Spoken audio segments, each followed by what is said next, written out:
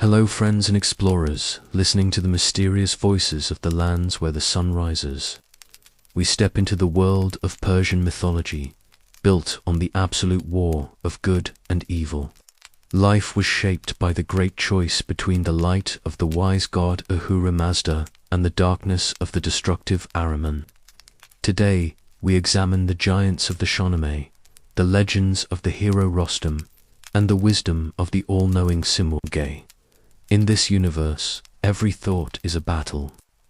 Don't forget to like the video, and I'm curious to know where you are. In the beginning, there is no earth yet, no sky, no fire, no creatures, only a vast, unmoving darkness. It wasn't frightening, at least not in the way modern imaginations often paint emptiness. Instead, storytellers described it as a kind of peaceful waiting. In that waiting existed Ahura Mazda, the wise lord, the source of all good things. They imagined him not as a figure with a body, but as pure awareness, a light that had not yet been revealed. Everything that was kind, thoughtful, generous, or orderly rested inside his being, as if the universe's best qualities were waiting in a sealed chest. Before anything else, Ahura Mazda created time itself. In these stories, time was not an accident. It was a tool, a structure that life would eventually move through. The idea still fascinates scholars today because it shows early Persians thinking about time almost the way we think about gravity, something that holds everything in place. Interestingly, some fringe interpretations argue that this may have influenced the later concept of deep time in Zoroastrian cosmology, where the universe cycles through vast eras. Historians still argue whether these ideas traveled westward to shape later philosophical traditions, but the mystery gives the myth a kind of quiet weight. With time created, Ahura Mazda shaped the spiritual blueprint of the world, a perfect, invisible model of what the world would someday become. It was called the Monarch world, a realm of pure thought. The physical universe, the Getig, would come later. The Monarch world was like a careful plan laid out on a cosmic drafting table. The shape of the sky, the first fire, the earliest waters, the pure earth, the plants that would someday grow, the animals that would one day roam. Even the first human existed here, though only as an idea. In this calm, luminous realm, everything was perfect, but nothing yet lived. One quirky detail preserved in later texts claims that the entire spiritual world was illuminated by a single primordial fire, and that this fire contained all future flames from the hearth to the stars. Scholars can't fully confirm how early this belief appeared, but it's a charming image. A single flame, quietly waiting to become every sunrise. In the stillness of that early creation, the story introduces a second presence, opposite in nature. While Ahura Mazda existed in light, there was a shadowed spirit called Angra or Aryan.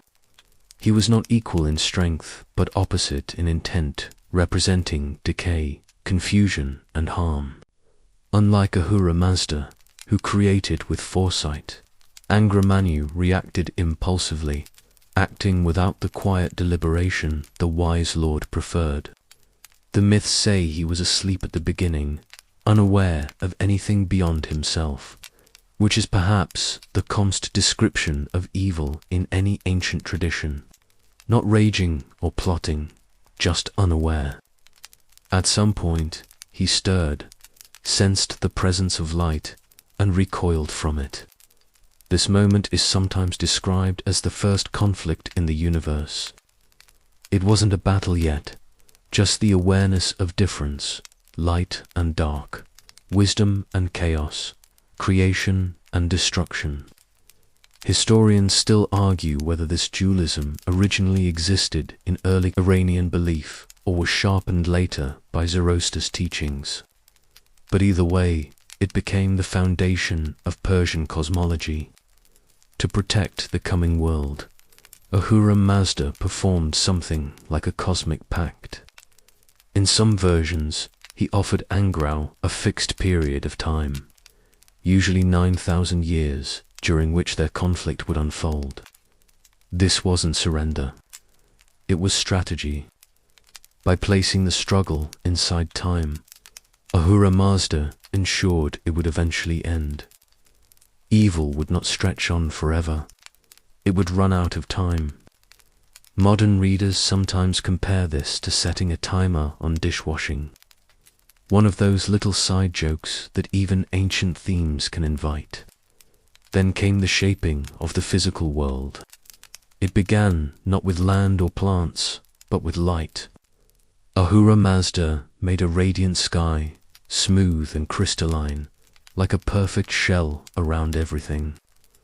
A great fact often mentioned by scholars is that ancient Persians described the sky as being made of stone, not rock as we know it, but a shining, transparent substance, something like polished crystal. And below this sky he placed the first waters, spreading them like a calm, endless sea. The earth formed next, rising from the water as a flat, round plain. This is where the stories get wonderfully detailed. They imagined Mount Har at the center of the world, a silent, sacred peak from which all mountains would eventually grow. The first plant emerged as a single, perfect stalk, the first animal as a great primordial bull, and the first human, though their full story belongs to the next section, already had a place in this sacred order. Each of these initial creations was flawless, meant to anchor the world's future life. But as soon as these good creations appeared, Angra Mainyu attacked them. Some versions say he rushed at the sky and cracked it. Others claim he polluted the waters or brought darkness over the earth. None of it destroyed the world completely, but it introduced imbalance, decay, cold, sickness, and death.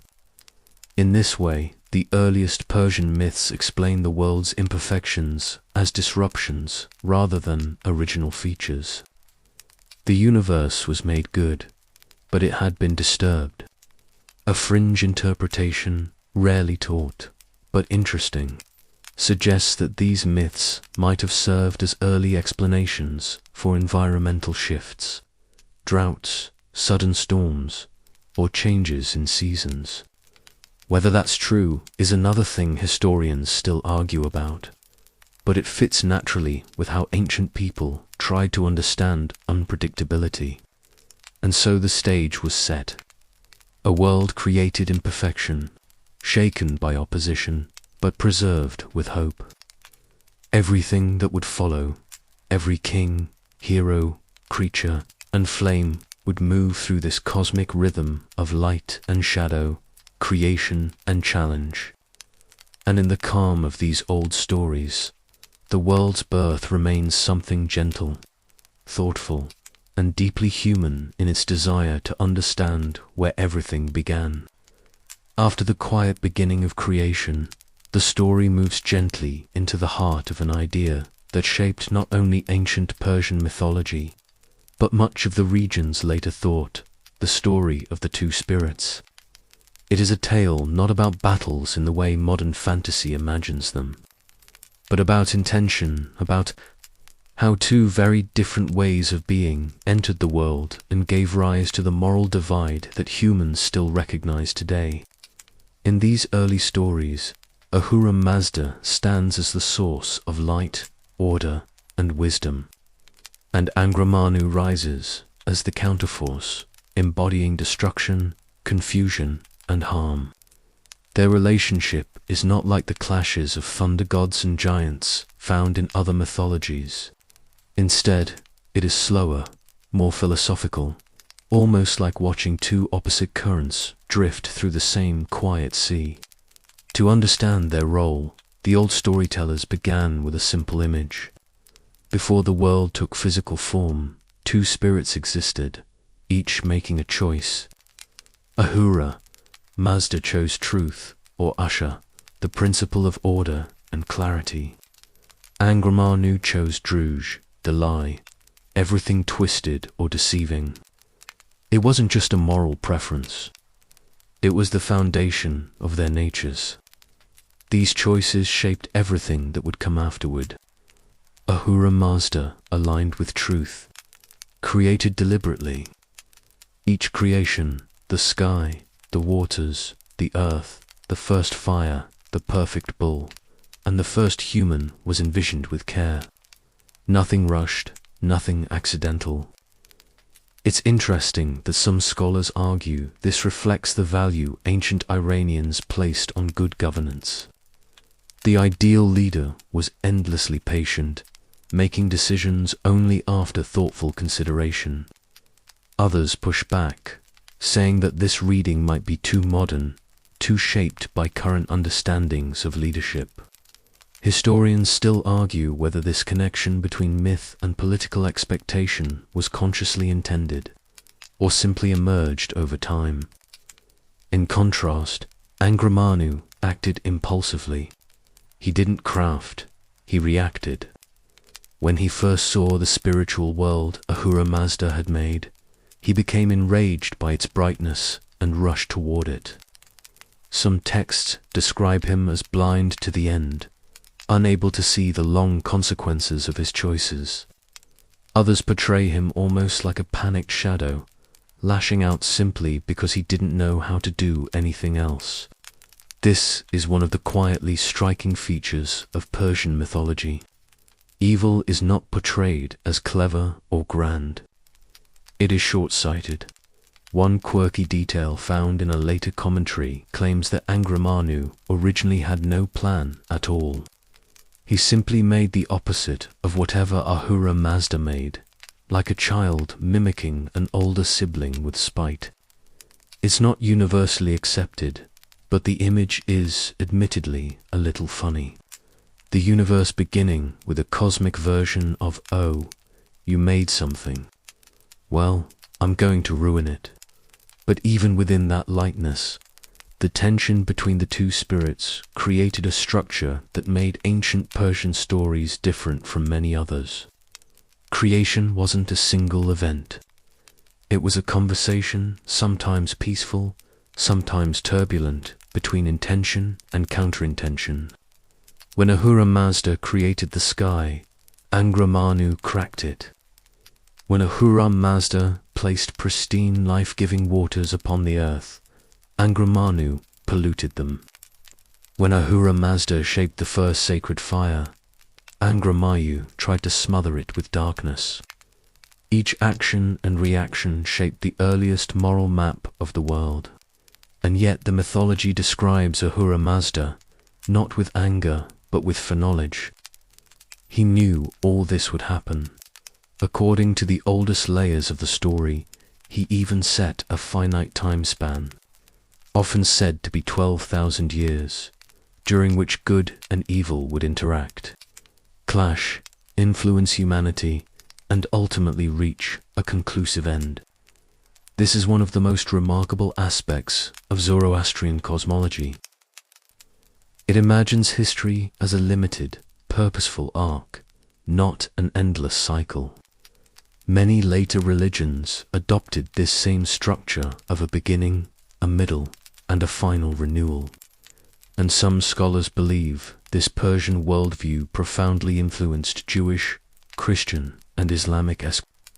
Others, of course, caution that such theories oversimplify the complex exchanges of ideas in the ancient world. Historians still argue whether the influence was direct or part of a broader regional shift. In these myths, Ahura Mazda did not simply react to Angra Mainyu's attacks.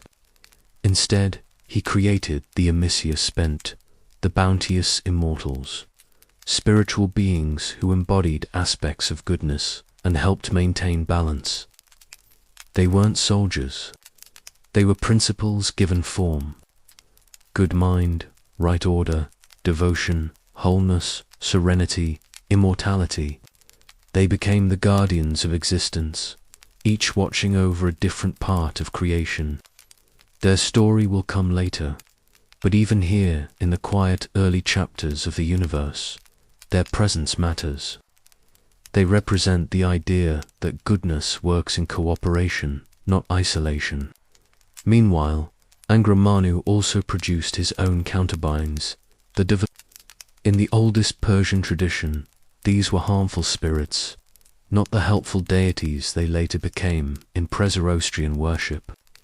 The transition is one of the biggest scholarly debates in Iranian studies.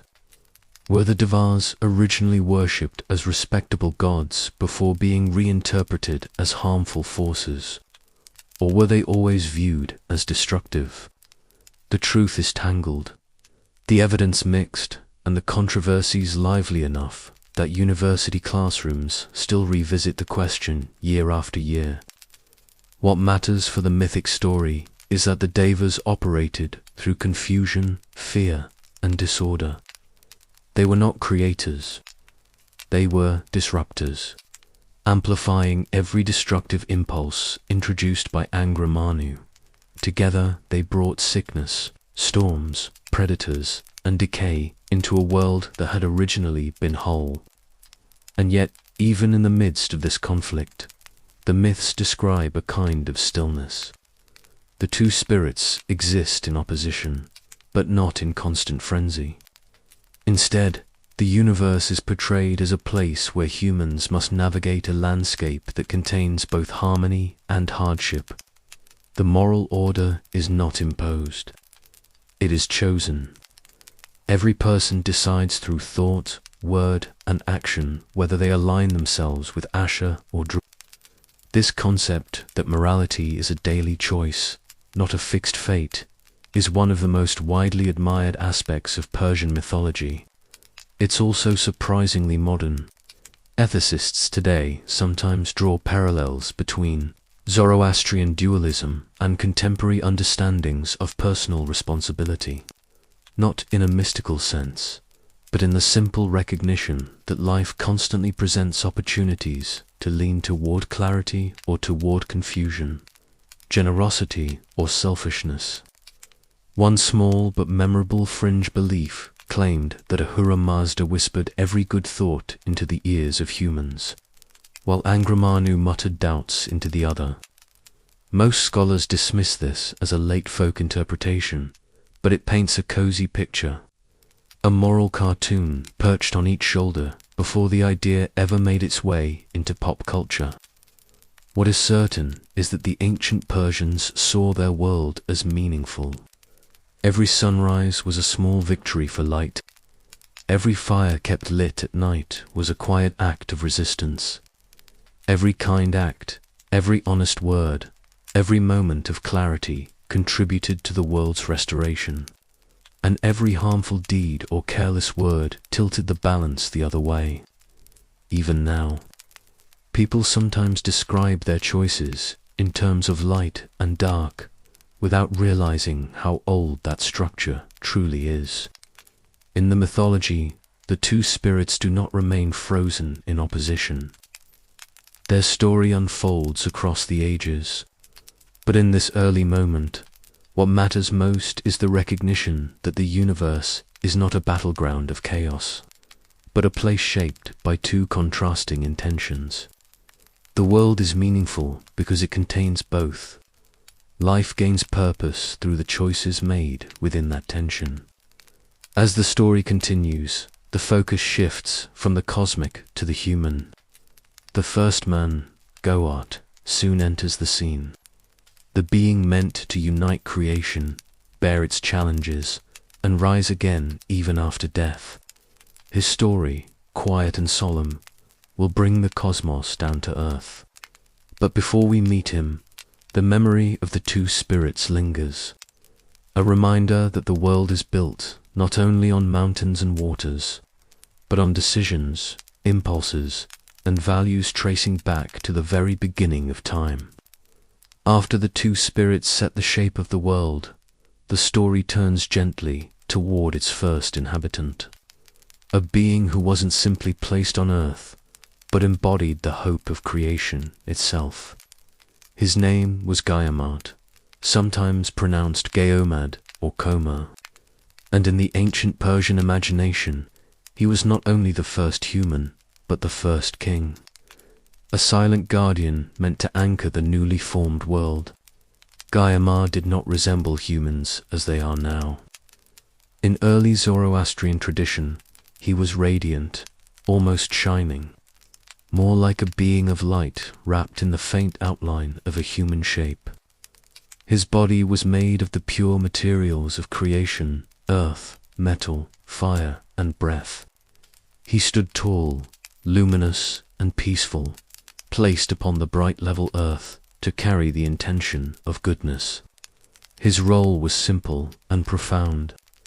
He was the bridge between the spiritual world that Ahura Mazda had crafted imperfection and the physical world that had been shaken by Angra's corruption.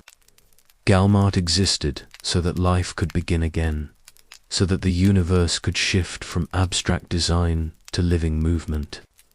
The myths tell us he lived in harmony with the first bull, also created perfect and pure. They were the twins of early existence, one human, one animal, each symbolizing a different aspect of life. A quirky detail preserved in some traditions says Gaia-Ma glowed so brightly that for the first few days, the other creations weren't sure whether he was meant to be a lamp or a companion. It's a small touch, but it gives the myth a gentle humor, the kind ancient listeners may have enjoyed around a nighttime fire. Galmat's life, however, was not long. Angra Mainyu, angered by the creation of the first human, sought to attack him directly. The myths don't describe a dramatic battle. Instead, they explained that Gaia-Ma was weakened by the corruption that Angra Mainyu unleashed upon the world. Darkness spread. Illness entered creation. Even the earth seemed to dim. And in this dimming, Gaia-Ma slowly grew tired. Historians still argue whether this early myth of the first man's death influenced later Indo-Iranian beliefs about cycles of life and rebirth. Some see clear connections. Others insist the Iranian variation is unique, shaped by its moral dualism rather than by natural cycles. Whatever the truth, Gaia-Ma's passing is one of the quietest moments in ancient mythology. A calm surrender, not a violent end. When Gaia-Ma died, his luminous body returned to the earth. But this was not a defeat. In Persian belief, death was not simply the withdrawal of life. It was the beginning of transformation. As Gaia-Ma's body rested in the soil, two sacred plants began to grow from him. From these plants emerged the first mortal human pair, Mashia and Mashana, the ancestors of all humankind. This is one of the most beautifully understated moments in the tradition. Life didn't restart through thunder or divine command. It emerged gently like sprouts breaking through soil after rain. The imagery is calm and profoundly natural, a reminder that ancient Persians saw themselves as part of a living cycle rooted in the earth. Mashia and Mashana were not born fully formed. They grew gradually, shaped by time, nourished by the remaining purity of the world. When they finally emerged, they were human in the way we recognize, vulnerable, curious, capable of choice, and their first choices mattered greatly because, in this mythology, morality does not begin with Gaia-Ma, but with his children. They had to choose whether to follow Asha truth and order, or Dru, confusion and harm. There is an old debate among scholars about whether Mashia and Mashana were originally described as twins or as a married pair created simultaneously. The texts vary. Historians still argue whether the dual role was symbolic, representing unity, or simply the result of many traditions merging over time. Either way, the story presents them as inseparable, the beginning of human community. One curious detail appears in some traditions. Masha and Mashana initially wavered in their allegiance. Angra Mainyu whispered doubts into their minds, and for a short time they leaned toward confusion. Because of this, humans were not born perfect like Gaiamat, but capable of both good and harm. It's a surprisingly psychological touch for such an old tale. The idea that doubt and hesitation are part of being human from the very beginning. But with guidance from Ahura Mazda, they eventually turned toward truth and order, embracing the path that would allow humanity to grow. From them came the generations of the ancient Persian world, and through them the impact of Gaiamat lived on. The story of Gaiamat shapes the larger mythic landscape in subtle ways. His creation symbolizes potential. His death symbolizes transformation, and his descendants represent the unfolding of human life with its challenges and choices. Even today, Zoroastrian communities sometimes reference Gaiamat in lessons about the sacredness of life and the responsibility humans carry in tending the world. Not in a mystical sense, but as a reminder that humanity in the myth literally grows out of the earth and therefore carries a duty to protect it. And though Gaiamat's tale is brief compared to the grand epics that follow, it sets the emotional tone of Persian mythology. Calm, strength, patient endurance, and a belief that goodness can rise again even after it falls. With Gaiamat's passing and the birth of his descendants, creation moves from cosmic beginnings to human stories. Stories of guardians, spirits, kings, and heroes who will shape the world's future. And in this gentle shift, the myth invites listeners to see themselves not just as readers of history, but as part of a very old conversation about light, choice, and what it means to live well. As the first humans began their quiet walk across the early world, the myths turned to the beings who shaped and guarded every part of existence. The Amicia, Spenta, and the Yazza. These were not gods in the way some traditions imagined them. They were more like living principles, the qualities of goodness made into presence. In the calm rhythm of Persian mythology, they stand as helpers, caretakers, and guides, each tending a different corner of life so the fragile world could grow. The Amicia Spenta, often translated as the bounteous immortals, are the closest companions of Ahura Mazda. They are not separate beings born from him, but expressions of his qualities: wisdom, order, devotion, wholeness, serenity, and immortality. In many traditions, they existed even before the physical world was created, standing with Ahura Mazda in the realm of pure thought. Their names describe not personalities, but truths the world needed to survive. The first among them is Vihumana, the good mind. In a calm, almost philosophical sense, Bohumana represents clarity, the ability to see the world as it truly is. Ancient texts say that this being guided humans toward compassion for animals, which is why respect for cattle and the pastoral life became central in early Iran. Interestingly, a historical detail sometimes noted is that the pastoral economy of ancient Iran made moral concern for animals socially significant, not just spiritually symbolic. Scholars point out that this connection between economy and theology is unusually direct, though historians still argue whether the moral emphasis came first or whether it grew out of everyday necessity. Next comes Asha Vahishta, best truth or right order. Asha is the cosmic law that holds everything steady, the principle that fire should burn cleanly, that seasons should turn, that promises should be kept. In fact, some fringe interpretations suggest that fire temples in ancient Iran were designed not only to honor fire itself, but to honor Asha's purity. While that may be an exaggeration, it speaks to how deeply the concept shaped the culture. After Asher stands Kathraveria, the Sira Dominion, the ideal vision of just rule, not rule by force, but stewardship. Ancient kings invoked Kshathra when describing their duty to protect the land and maintain fairness. It may sound lofty, but inscriptions from the Achaemenid Empire echo these same principles, showing that at least some leaders wanted to be seen as rulers in service of order.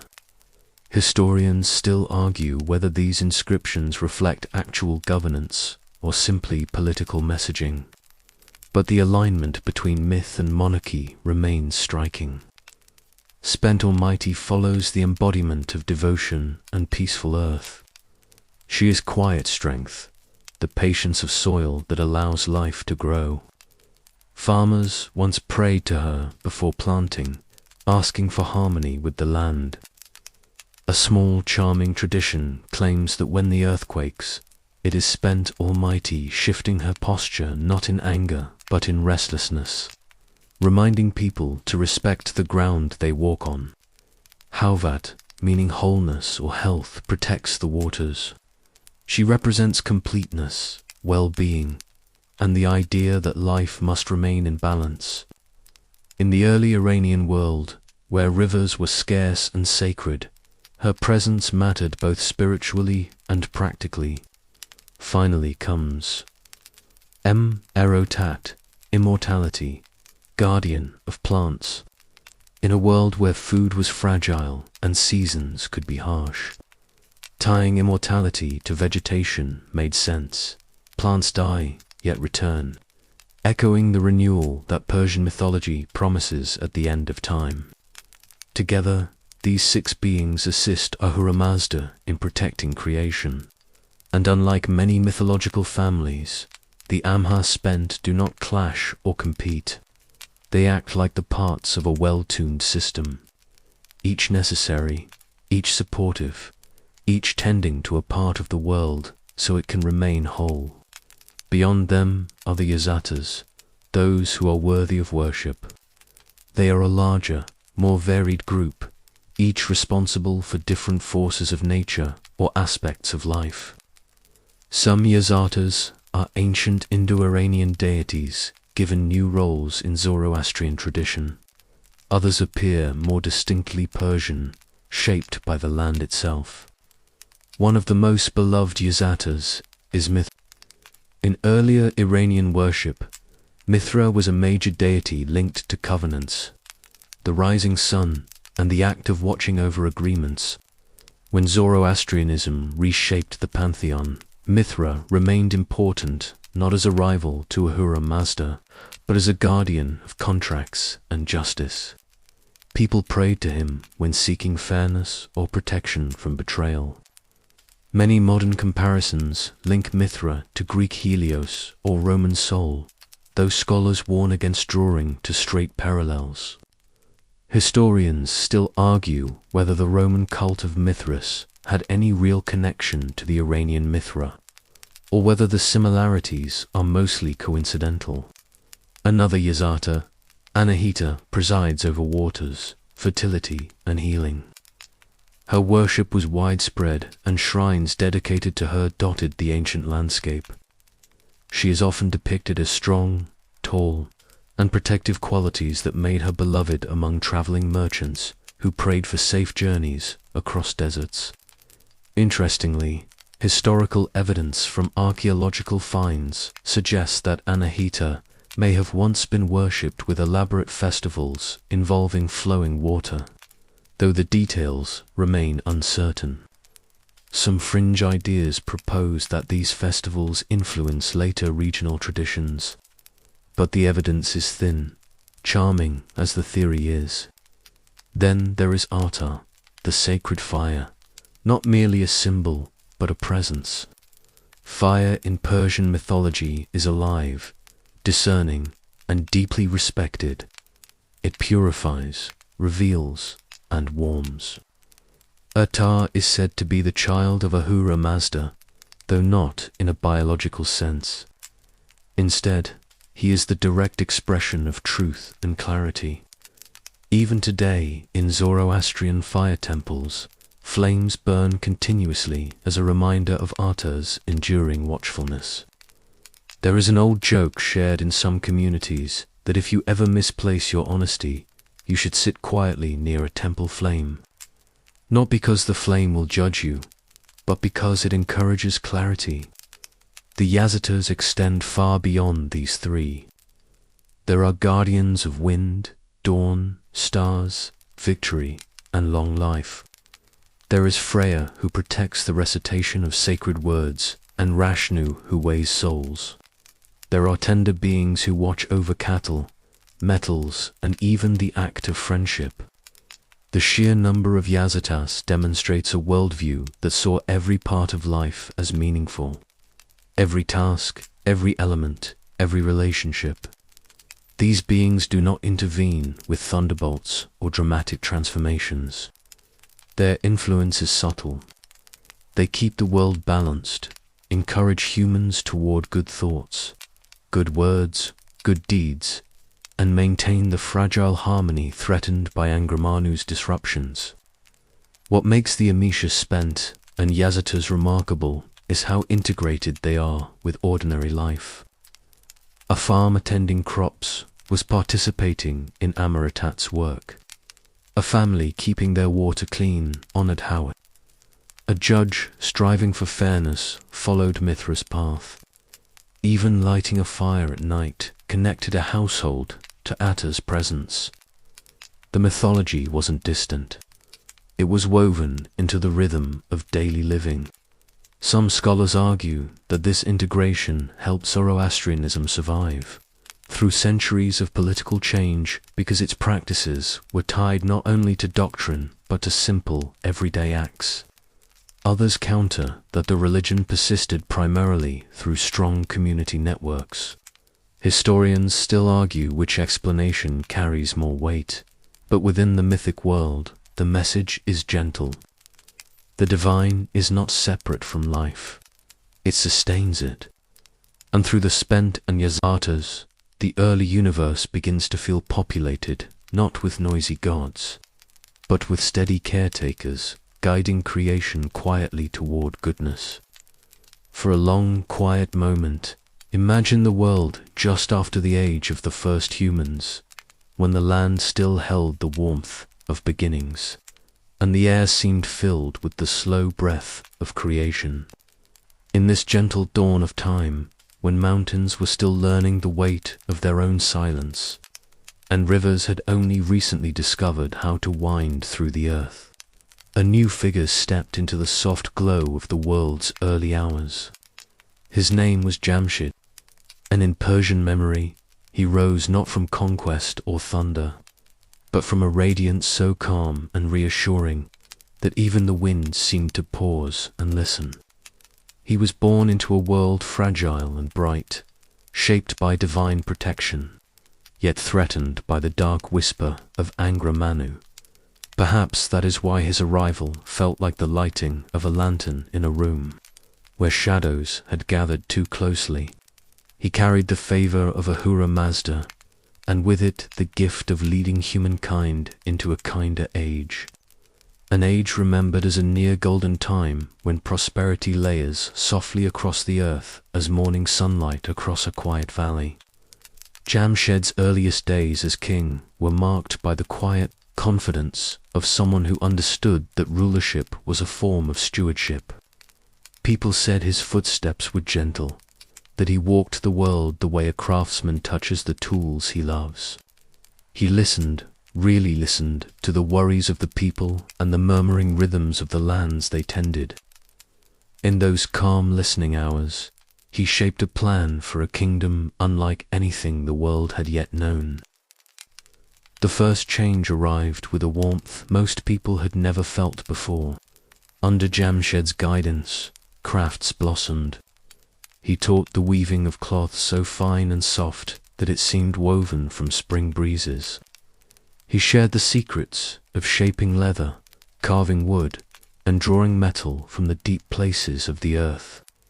With every new craft, life grew a little easier, a little richer, as though human hands had been granted permission to join creation in its ongoing work. He did not stop there. Jamshed understood that the world was filled with quiet, invisible forces, diseases, bitter winters, and the creeping fears that could hollow the heart. So he turned his attention to the protection of humankind. He refined the skills of medicine, teaching healers how to treat wounds and cool fevers. He encouraged builders to raise homes sturdy enough to hold back the cold and light enough to welcome the sun. Some stories say that during his reign, people became so skilled, so well cared for, that suffering stepped back and watched from a distance, no longer able to find easy entry into human life. Whether or not this was literally true, the feeling of the age was unmistakable. Life seemed touched by a steady, luminous blessing. But perhaps Jamshid's gentlest gift was his attention to beauty. He believed the world deserved to be cherished, not only through survival, but through joy. Under his rule, artisans shaped precious stones into delicate ornaments, gold into warm circles of light, and music into threads of sound so soft and clear that listeners often closed their eyes just to let it wash through them. These creations were not luxuries. They were gentle reminders that life, even in its simplest moments, was meant to be savored. As years passed, Jamshid's kingdom grew in harmony, stretching like a peaceful meadow beneath a wide, forgiving sky. People worked the land without dread. Food was plentiful. The air carried the scent of ripening fields, and nights fell without fear. Children grew up hearing stories not of looming dangers, but of new skills to learn, new wonders to discover, new songs to hum into the hush of twilight. And above all this, Jamshid remained the steady center, calm, radiant, beloved. Yet even the most golden rain must someday meet the shadow that waits behind every bright beginning. Jamshid in his early humility claimed no glory for himself. Everything he offered in the name of Ahura Mazda as a servant king. But admiration has a strange way of shifting the ground beneath a ruler's feet. When people praise someone too often, too loudly, even the gentlest heart may begin to mistake the echo of their voices for the echo of truth. And so, as the decades passed, a quiet change settled around Jamshid. It did not arrive like a storm, sudden and wild. Instead, it crept in softly, the way dusk slips across a meadow slowly, subtly, almost tenderly. At first, Jamshid only accepted the admiration, smiling at the devotion of his people. But admiration, like a warm cup held too long, can begin to burn. He began to believe he was not merely favored by the divine, but essential to the world in a way no other being was. He looked at the flourishing crafts, the shimmering jewels, the happy villagers, and felt a spark of pride whisper that these wonders were his alone. The whisper grew. Confidence thickened into certainty. Certainty in time hardened into vanity. One day, in the middle of a golden afternoon, Jamshid declared himself the sole source of his kingdom's light. He told his people that all blessings flowed from him, that he was not simply a king, but the axis upon which the world turned. The very sun, he hinted, shone because it mirrored the glow of his greatness. The people were stunned. Some bowed more deeply, unsure of what else to do. Some hesitated. Others looked at one another with quiet unease. But when a beloved king changes, the mind often tries to understand before it resists. And Jamshid's early goodness was not easily forgotten.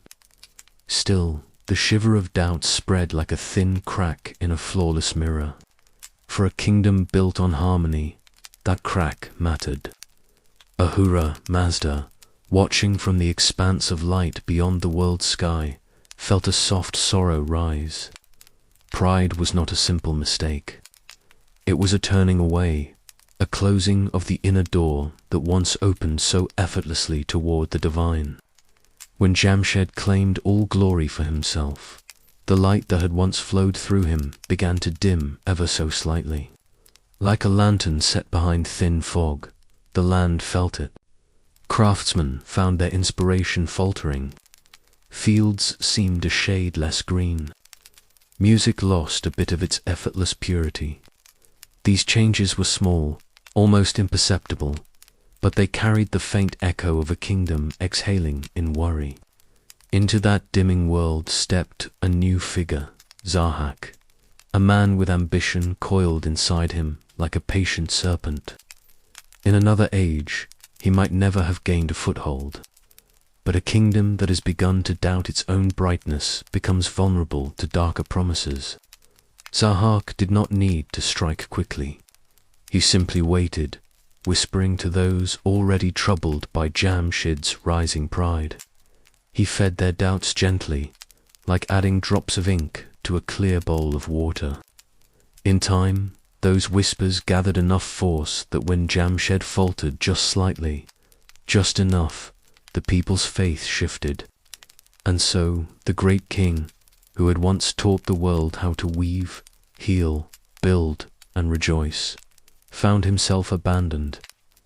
He fled into the mountains, carrying with him only the echo of what had once been the brightest reign in early human memory.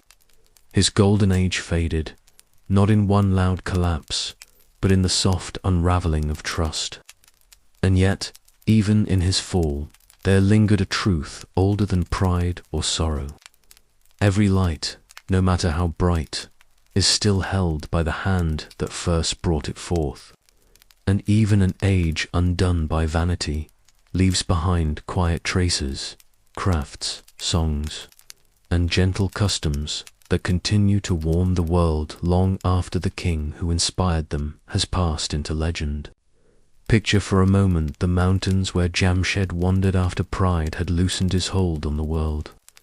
The peaks rose around him like ancient judges, silent, unmoving, lit only by the cold brightness of high air. He walked alone, cloaked not in royal splendor, but in the aching quiet of regret. Yet while he drifted further into obscurity, far below in the lands, a different story was preparing to unfold.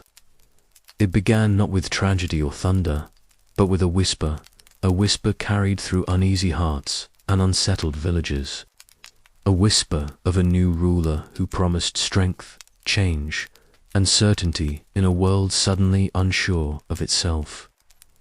That ruler was Zahak, a young man of noble blood, shaped as much by ambition as by the warm breath he drew each morning. In his early years, Zahak was not yet the tyrant he would become. He was restless, eager, quick to desire more than he had, but still uncertain of his place in the vast weave of fate. Some remembered him as polite, others as sharp-eyed, always measuring the world around him as though seeking the secret hinge upon which power turns. But ambition is a quiet flame. Left unattended, it might go out. Fed too eagerly, it might consume the very one who nurtures it. Zahak unfortunately lived in a time when that flame found exactly the fuel it needed. Into his life came a stranger. The man appeared with the softness of dusk, unannounced, unassuming, yet carrying a presence that pressed subtly against the senses. His eyes shone with a calm, unnatural clarity. His voice drifted like smoke, warm, persuasive, strangely soothing. Zahak did not know it then, but this visitor was none other than Angra Mainyu, the spirit of destruction, wearing a pleasing disguise. And when Angra Mainyu disguises himself, he does not storm the gates of the heart. He knocks gently, smiles kindly, and steps inside as though invited. The stranger spoke to Zahak of greatness, wrapping his words in flattery as soft as velvet. as comforting as a hand on a tired shoulder. He praised Sahak's potential, his lineage, his strength of will. He whispered that the world hungered for a new master, and that master, if he dared, could be Zahak. These whispers curled through Zahak's mind like tendrils of shadow. They promised not only power, but inevitability. All he had to do, the stranger said, was trust him. Trust that the ancient ways were fading and a new destiny waited to be seized. Then came the request, delivered so gently that Zahak barely felt it tighten around him. The stranger wished to serve as Zahak's cook. It was a harmless thing to ask, a small favor, and Zahak, flattered and disarmed, agreed. From that moment, the meals changed. The stranger prepared dishes richer and more intoxicating than anything Zahak had ever tasted. Their flavors were deep and enthralling, as though each bite held a secret meant only for him. The food soothed him, warmed him, filled him with a vitality that felt almost supernatural. In time, Zahak grew dependent on it, not merely as nourishment, but as reassurance, a steady affirmation of his rising destiny. One morning, after a particularly sumptuous meal, the stranger approached Zahak with a look of humble loyalty and made a curious request. He asked to kiss the young man's shoulders. The request was so unexpected, so strange, that Zahak hesitated, but flattery is a potent fog, and the stranger's voice wrapped round the moment with such soothing urgency that Zahak finally agreed. And so the disguised spirit leaned forward, laid his lips upon Zahak's bare shoulders, and let the tiniest spark of his essence pass into the young man's flesh. There was no pain at first, only a small, startling warmth. But by evening, Zara felt an itch beneath his skin. The itch grew into a pulse, and the pulse into a sharp, writhing pressure. When he cried out, and servants rushed to his side, they found something impossible and horrifying. 2 serpents had begun to grow from his shoulders, their smooth, dark bodies emerging like living shadows made flesh. Panic surged through the palace. Physicians were summoned from every province. They applied ointments, recited prayers, burned herbs, tied bindings. Nothing helped. The serpents grew larger with each passing day, coiling and uncoiling with a slow, hungry intelligence. The stranger, now conveniently absent, had left Zahak with a curse that was not merely physical, but spiritual. For the serpents, once fully formed, demanded food. Not animal food, not herbs or grains, but human brains, whispered the remaining physicians in horror. No other nourishment would quiet them. Zahak resisted at first, refusing to allow a single death in his name, but the serpents tormented him. They bit his shoulders with relentless hunger, driving him to the edge of agony until he finally broke. Under the pressure of suffering, fear, and the sickening realization that he could not rid himself of them, Zahak allowed 2 prisoners to be taken. Their lives were ended, and the serpents fed. In that moment, something in Zahak's heart dimmed, not loudly, not all at once, but with a quiet inward collapse, like a lantern wick curling under its own heat. When the pain ceased and relief flooded him, he felt a dark gratitude toward the serpents. Their silence was comforting. Their hunger, at last, was sated. And so began Zar's descent. Word of his affliction spread in murmurs at first, then in fearful waves. The serpents became symbols of something deeper than physical deformity. They were reminders of his corruption, proof that a shadow now guided the throne. Yet fear makes people obedient, and Zahak, bolstered by the terrifying creatures curled upon his shoulders, began to rule with an authority that tolerated no resistance. His reign was colder than winter. Under Zahak, harsh edicts replaced the gentle customs of Jamshed's golden age. Fields were taxed until they ocked. Craftsmen worked under the pressure of fear rather than pride. Music grew scarce. Laughter rarer still.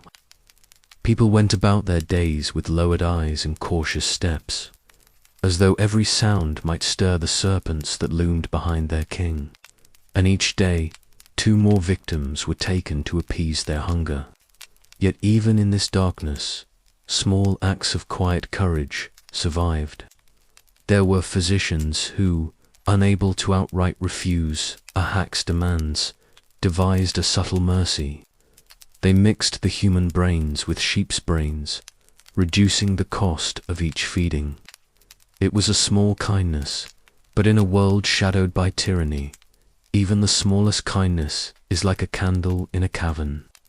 Zahak, meanwhile, mistook their ingenuity for loyalty, and each passing month deepened his conviction that he was destined to rule through fear rather than love. Still, the shadows around Zahak were not permanent. History remembers tyrants not merely for their cruelty, but for the way the world breathes out after they fall. For every darkness has its appointed end, though the world seldom sees it coming.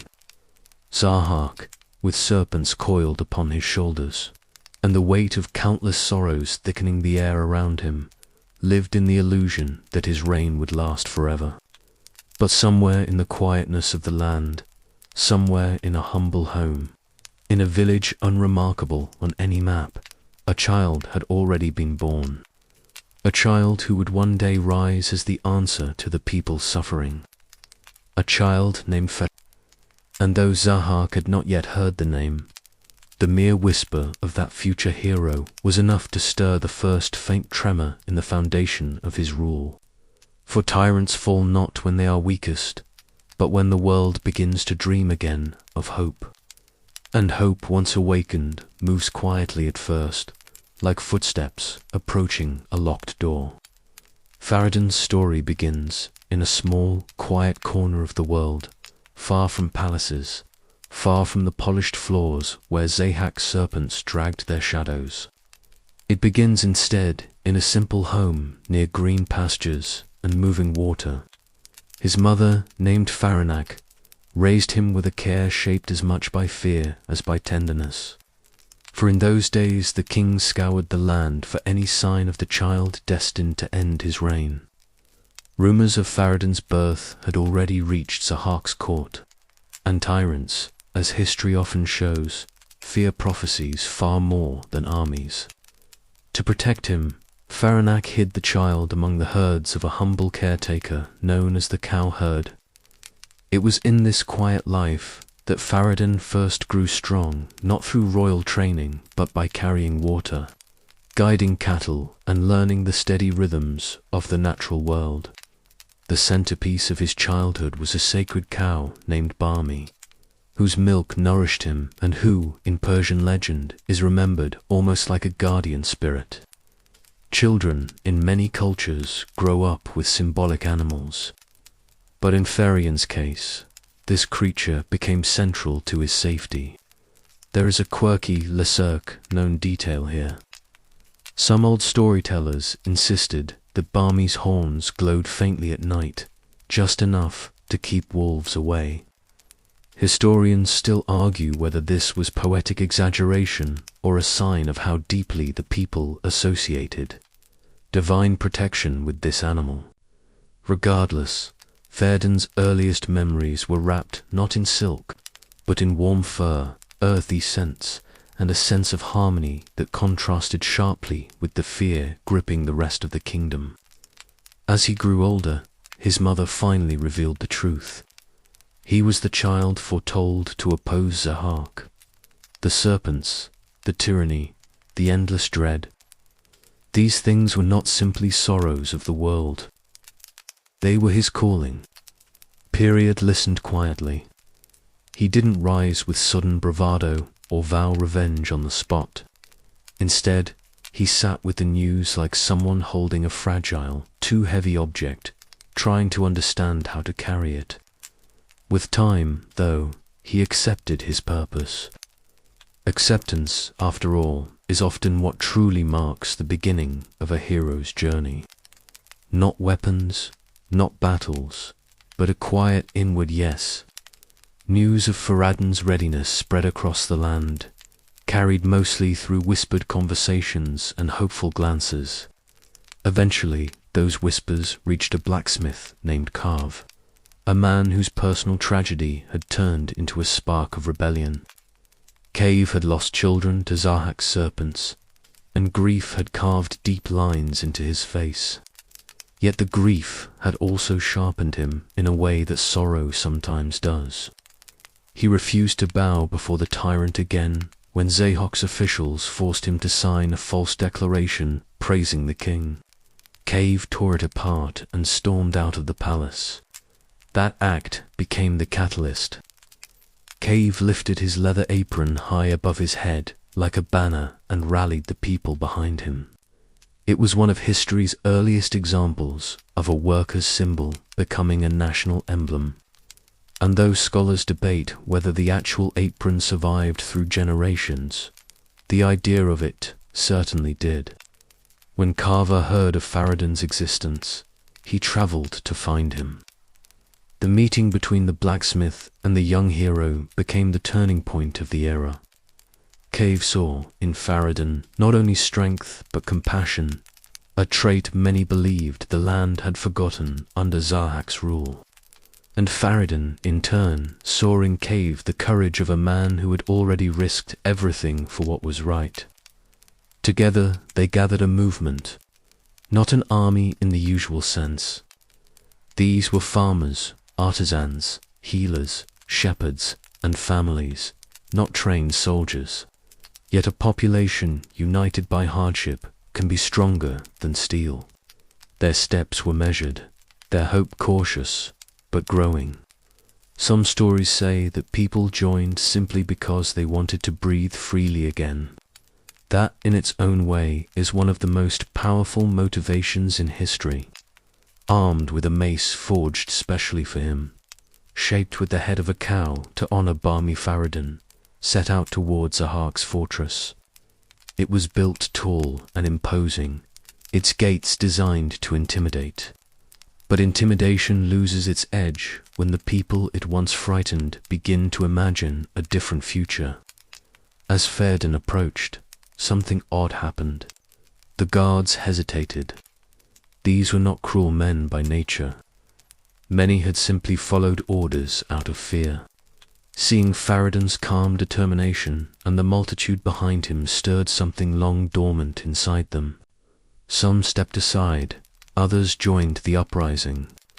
And in this moment lies the historical fact often noted by scholars. Oppressive regimes frequently fall not when they are conquered from the outside, but when those within stop believing in them. Zahak himself was away when Farad'n entered the fortress. So instead of a dramatic confrontation, the early victory arrived through preparation and reclaimed space. Farad'n freed prisoners, disarmed cruel overseers, and restored order without unnecessary violence. He did not ascend the throne immediately. Instead, he waited for Zahak's return, determined to end the darkness directly. The final confrontation took place on a mountain where Zahak arrived and found that the world had shifted beneath him. The tyrant's rage was immense, fueled by years of unchecked power and the constant whisper of the serpents curling from his shoulders. But rage is rarely strategic, and Farad'n's calm sense of purpose gave him an advantage. Their clash was intense, though ancient storytellers often describe it less as a duel and more as the meeting of two forces, one rooted in fear, the other in balance. Ultimately, Farad'n overpowered the tyrant. Yet, instead of killing him outright, he chose restraint. Zahak was bound and imprisoned in a cavern on Mount Damavand, where he could no longer harm the world. This act of mercy is often highlighted as the moment that truly set Fairy-dom apart. Historians still argue whether this choice reflected historical ritual practices or later moral shaping of the legend. But the message remains steady. Ending tyranny is not the same as becoming a tyrant. With Zahok's fall, the land exhaled in collective relief. Markets reopened, music returned, children played without glancing nervously at shadows. And in this restored world, Fairy-dom was crowned king.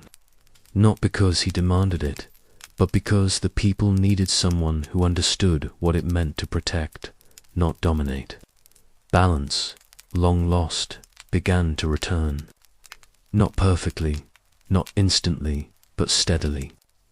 Like dawn light climbing over the edge of a long dark night. Fairy-dom's reign began with promise, and for many years, the land beneath his rule enjoyed a steadiness that had been missing for generations. Yet even peaceful eras carry seeds of future turmoil, especially when power must eventually be passed to the next generation. And in Fairy-dom's case, that passing of power centered around three sons, Saran, whose destinies would become tightly knotted with both hope and tragedy. The brothers grew up together in a palace filled with gentle instruction, festivals, and the calm echo of restored harmony. Fairy-dom taught them the values he believed mattered most: fairness, humility, and the ability to listen before acting. But children, even those raised with care, develop different strengths and different shadows. As the years passed, each son grew into a distinct temperament. Psalm, the eldest, was ambitious and sharp-minded. He watched the world with eyes that measured distance and opportunity. Some said he had a calculating streak. Others said he simply understood the weight of responsibility. Tur, the middle son, was fierce, proud, and hot-tempered. He admired strength and found diplomacy tiring. Yet beneath his intensity, he carried an odd sense of loyalty. Strong but selective, the youngest was gentle in manner and warm-hearted, more attuned to harmony than conquest. He often walked among farmers and villagers, talking with them as equals. The people admired him, and perhaps that admiration, subtle though it was, helped set the future conflict into motion.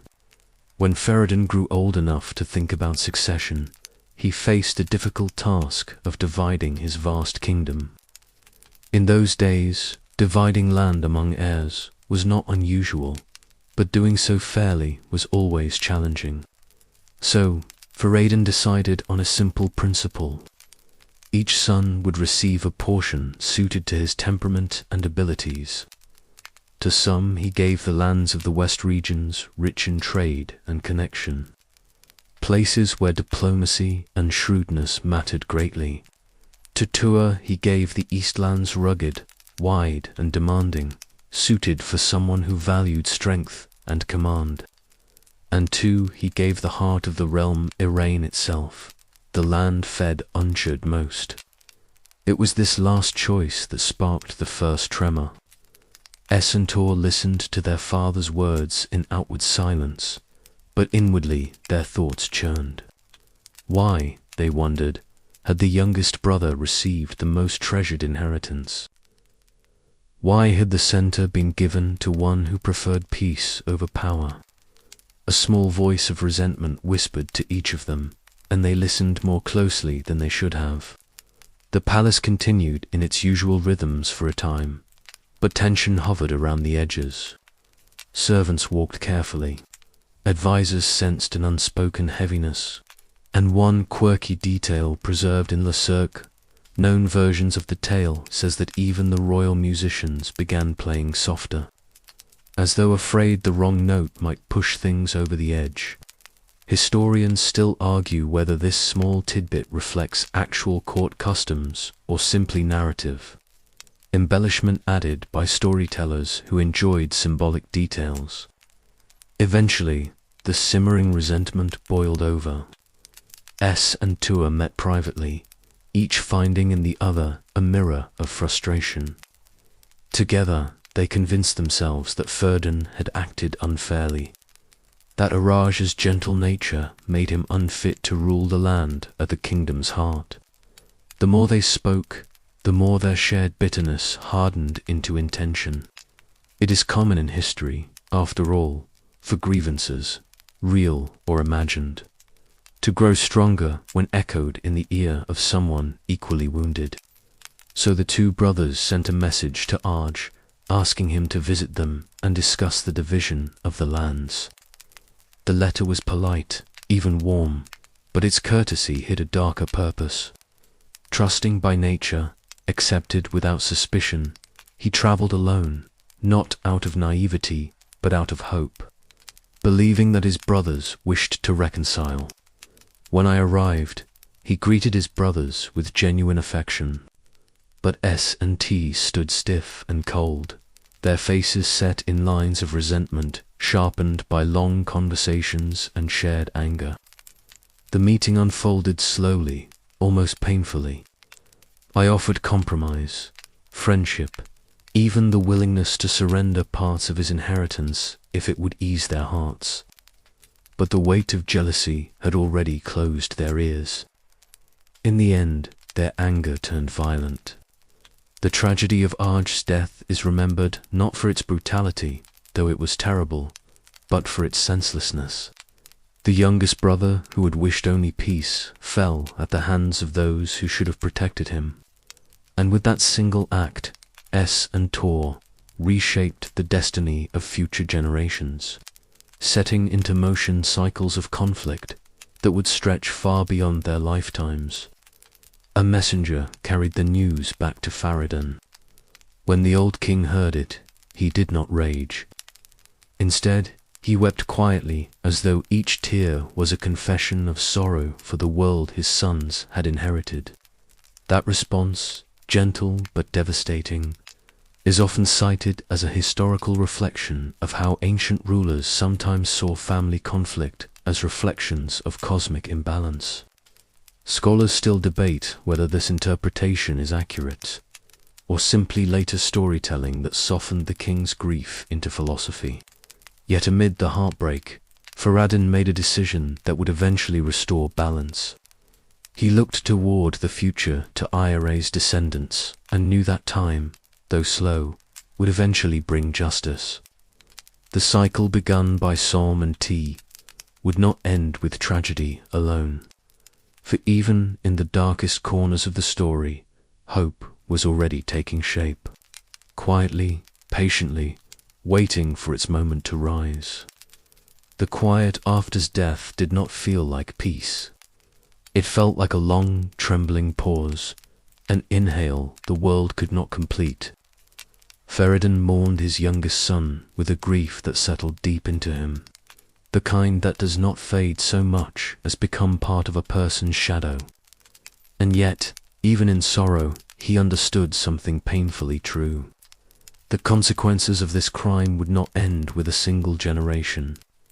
The death of Iraj lit a fuse that would burn for centuries. Word of the murder spread slowly at first, carried by travelers and court whisperers. But everywhere it reached, it stirred the same reaction: outrage, disbelief, and a quiet certainty that the land had been wounded in a way that time alone could not heal. Historians still argue whether this reaction reflects actual ancient tensions between regions or whether later storytellers added those echoes to explain long-standing conflicts in the Iranian world. Either way, the story became a way for people to understand why feuds between lands and families so often seemed older than any living memory. Farad'n, though devastated, refused to let grief become passivity. He turned to the only hope the future still offered: Hiraj's unborn child, a spark of life not yet shaped by sorrow. When's daughter eventually gave birth to a son, Manusha, the old king, wept again, this time with relief. The newborn carried blood, Roger's lineage, and the promise that justice would one day return. Manusha grew up with the tenderness of a child raised by those who have lost too much already. Every elder who taught him, every guard who protected him, every relative who watched him play in the courtyard understood that this boy was more than a child. He was the future answer to an ancient wrong. There's a quirky detail in one folk retelling that as a toddler, he would try to protect ants from rain. A small but symbolic gesture that storytellers love to emphasize, as a sign of gentleness in someone destined for harsh decisions later in life. As Manusha matured, the story of Ahura's death became part of him not as a burning hatred, but as a responsibility. And when he finally stood before Fayun as a young warrior ready to act, the old king placed a hand on his shoulder and spoke softly, asking him to restore justice without losing compassion. It was in a way the last lesson a grieving grandfather could offer, that vengeance pursued without restraint simply repeats the crime that caused it. But the cycle still moved forward. Manusha confronted the descendants of Sal and Torah, and the conflicts that followed stretched across landscapes and generations. There were battles, truces, broken promises, and more battles and ebb and flow that shaped the cultural memory of the region for centuries. In the stories, these wars explain why neighboring peoples became both rivals and relatives over time. In history, they reflect how ancient power struggles often left marks far deeper than any one person's lifetime. Through all of it, the shadow of Aj remained long, heavy, and inescapable.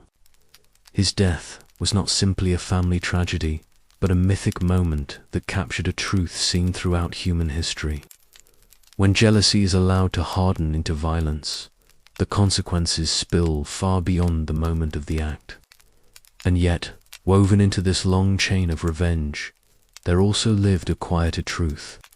Each generation still had the chance to choose differently, to end the cycle rather than continue it. The story reminds the listener gently, firmly, that vengeance echoes only as long as people keep answering it. Rostam's name drifts into the story like a deep, steady drum beat felt before it is heard, trusted long before it is understood. In the vast tapestry of Iranian myth, some heroes blaze briefly and vanish, while others walk like tall mountains through the ages. Rostam is the latter. He is not just a warrior, not just a protector, not only the son of a noble house or a champion of kings. He is the foundation stone, silent when he must be immovable when danger rises, and loyal in a way that outlasts entire dynasties. And in this quiet moment of night, as you settle deeper into stillness, his story arrives like a warm flame in a darkened hall, steady and unwavering. He was born in Zabulistan, in the fortress of Sistan, to the proud Zel and the wise Rude, whose love had required patience, courage, and the lifting of ancient curses. Already when the child first opened his eyes, something of the world shifted around him. His early cries echoed like the rumble of distant thunder, his tiny hands curled with the strength of men grown old in battle. Even his first breaths carried a sense of old promise, as though he had stepped into life, not for a single age, but for many.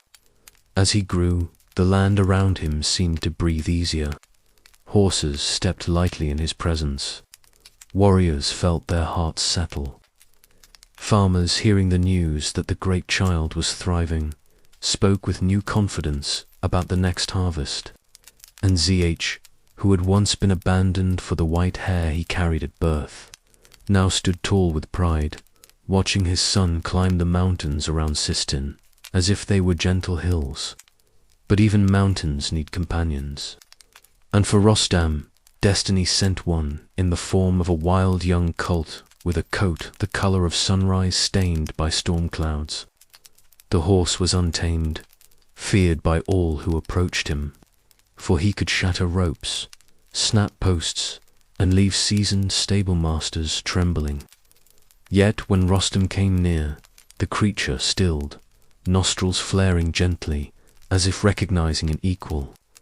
This was Rush, fiery, intelligent, loyal beyond measure. Together, man and horse formed a single silhouette against the horizon.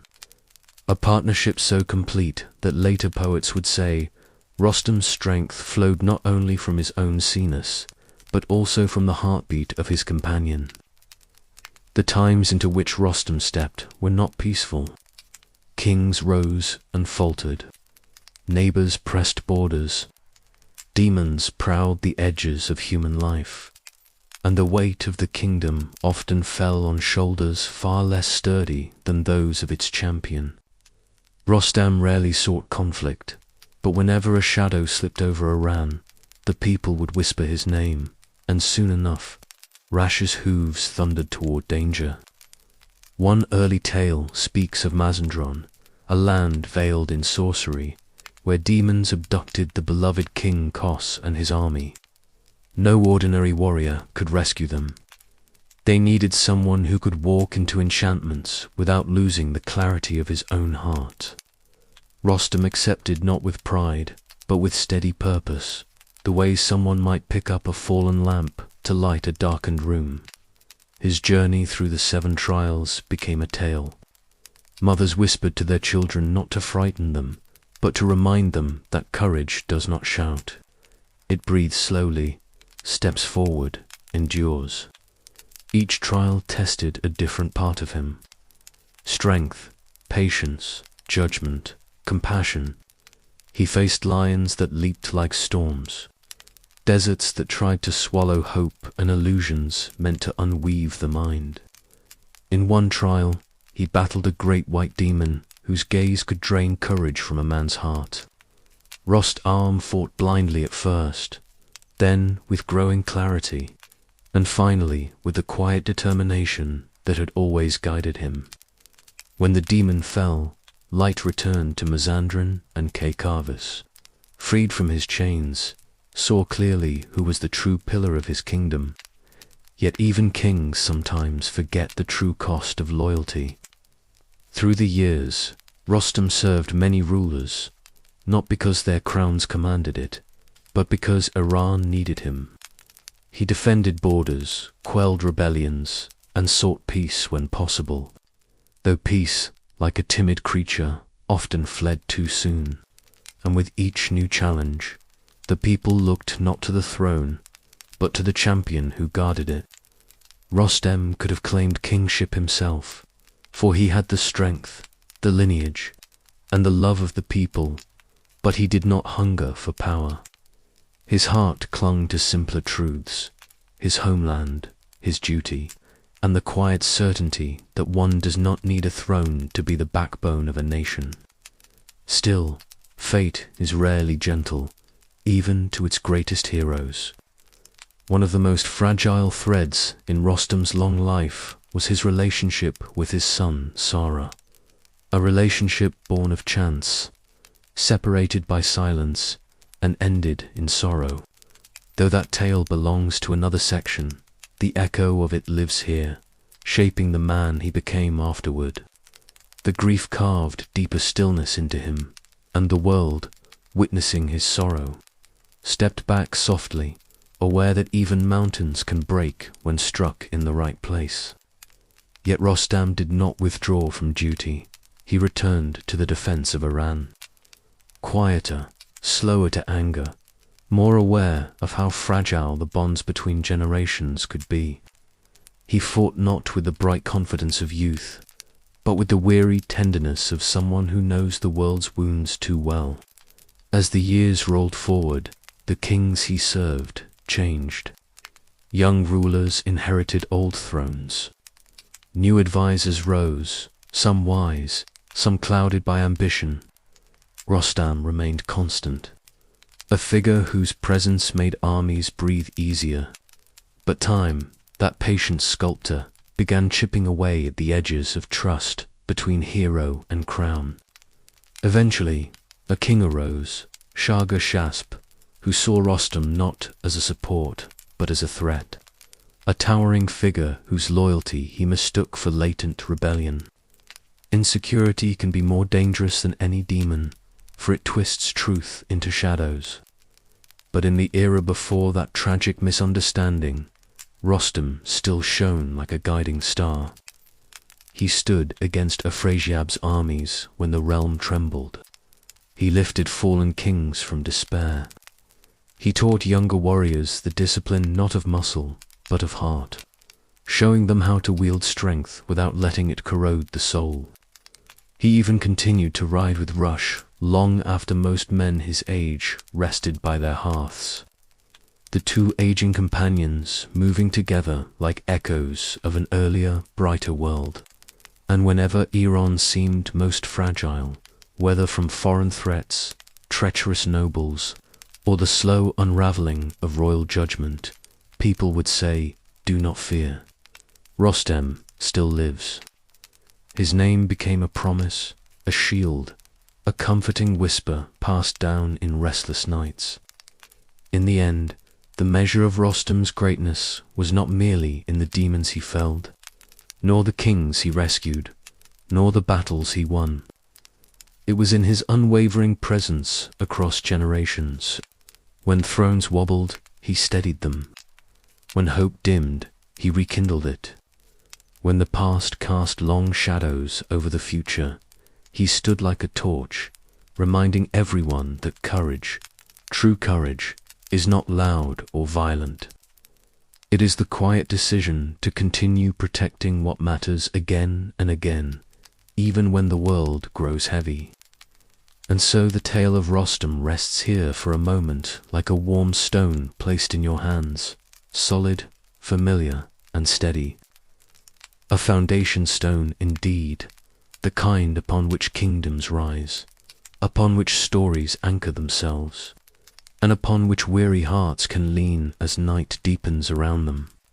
Rostam's 7 quiet trials are often retold with thunder and spectacle, as if the champion moved through storms of monsters, slicing his way from one blaze of glory to the next. But the older storytellers, the ones who spoke softly beside hearth fires or under the slow drift of desert stars, described these trials differently. They said each test was not merely a battle of strength, but a passage inward through the subtle rooms of the human heart. Courage, yes, but also patience, clarity, compassion, endurance, trust, and finally the ability to choose light even when darkness seemed easier. So now, settle yourself gently as if preparing for a long night's journey. Imagine Rostam and his loyal horse, Rush, walking quietly into the dusk on the road to Mazandaran, not with trumpets, but with the simple steadiness of 2 companions who understand the weight of their task. Kavus had been captured by sorcery, and the realm trembled. But Rostam did not hurry. He did not let fear dictate his pace. He moved as mountains move slowly, deliberately carrying a calm certainty that the world, despite its shadows, could still be set right. And so began the first trial. Night had folded over the plain, and Roj, faithful and watchful, stood guard while Rostam slept beneath a canopy of indistinguishable stars. The air was cool, touched by the faint scent of wild herbs crushed beneath hooves. From the darkness came a rustle light at first, then heavier, like the deliberate step of something that had no need to hide. A lion, massive and hungry, had scented the resting champion. Rak pawed the ground nervously, then acted. With a fierce cry, the horse met the lion, hidden hooves flashing. Rostam woke to the sound of their struggle, 2 forces of nature clashing in the half-light. And though Rush triumphed, the horse trembled afterward, frightened of being scolded for fighting without command. Instead, Rostam knelt beside him, pressing his forehead to Rash's warm neck. "You have saved my life," he whispered, voice steady as quiet wind. You are more than a horse. You are the other half of my journey. The first trial taught Rostam that strength is not diminished when shared. Companions, when trusted, can guard the vulnerable hours when heroes must sleep. It was a lesson he would lean on, often in the years to come. Dawn arrived pale and indifferent, swallowing the shadows of night. Rostam mounted rash and rode into a barren wasteland where heat rose like a living creature. The earth cracked beneath them. The air shimmered. By midday the sun glared like an unblinking eye, and thirst coiled in Rostam's throat. The trial was not a beast or a blade. It was emptiness. For hours they pressed on, rash slowing under the weight of heat, Rostam's lips cracking in the dry wind. A lesser man might have panicked or surrendered hope to the mirage-haunted horizon. But Rostam held his center, breathing steadily as though calming himself beside a hearth. When at last they stumbled upon a small pool hidden behind thorny brush, Rostam did not immediately drink. First he guided Rash forward, letting the loyal steed lower his head to the water. Only afterward did the champion cup the coolness in his hands, grateful beyond words. Thus the second trial taught him that patience does not mean passivity. It means honoring the pace of life. Even when the world squeezes tightly and every instinct urges haste.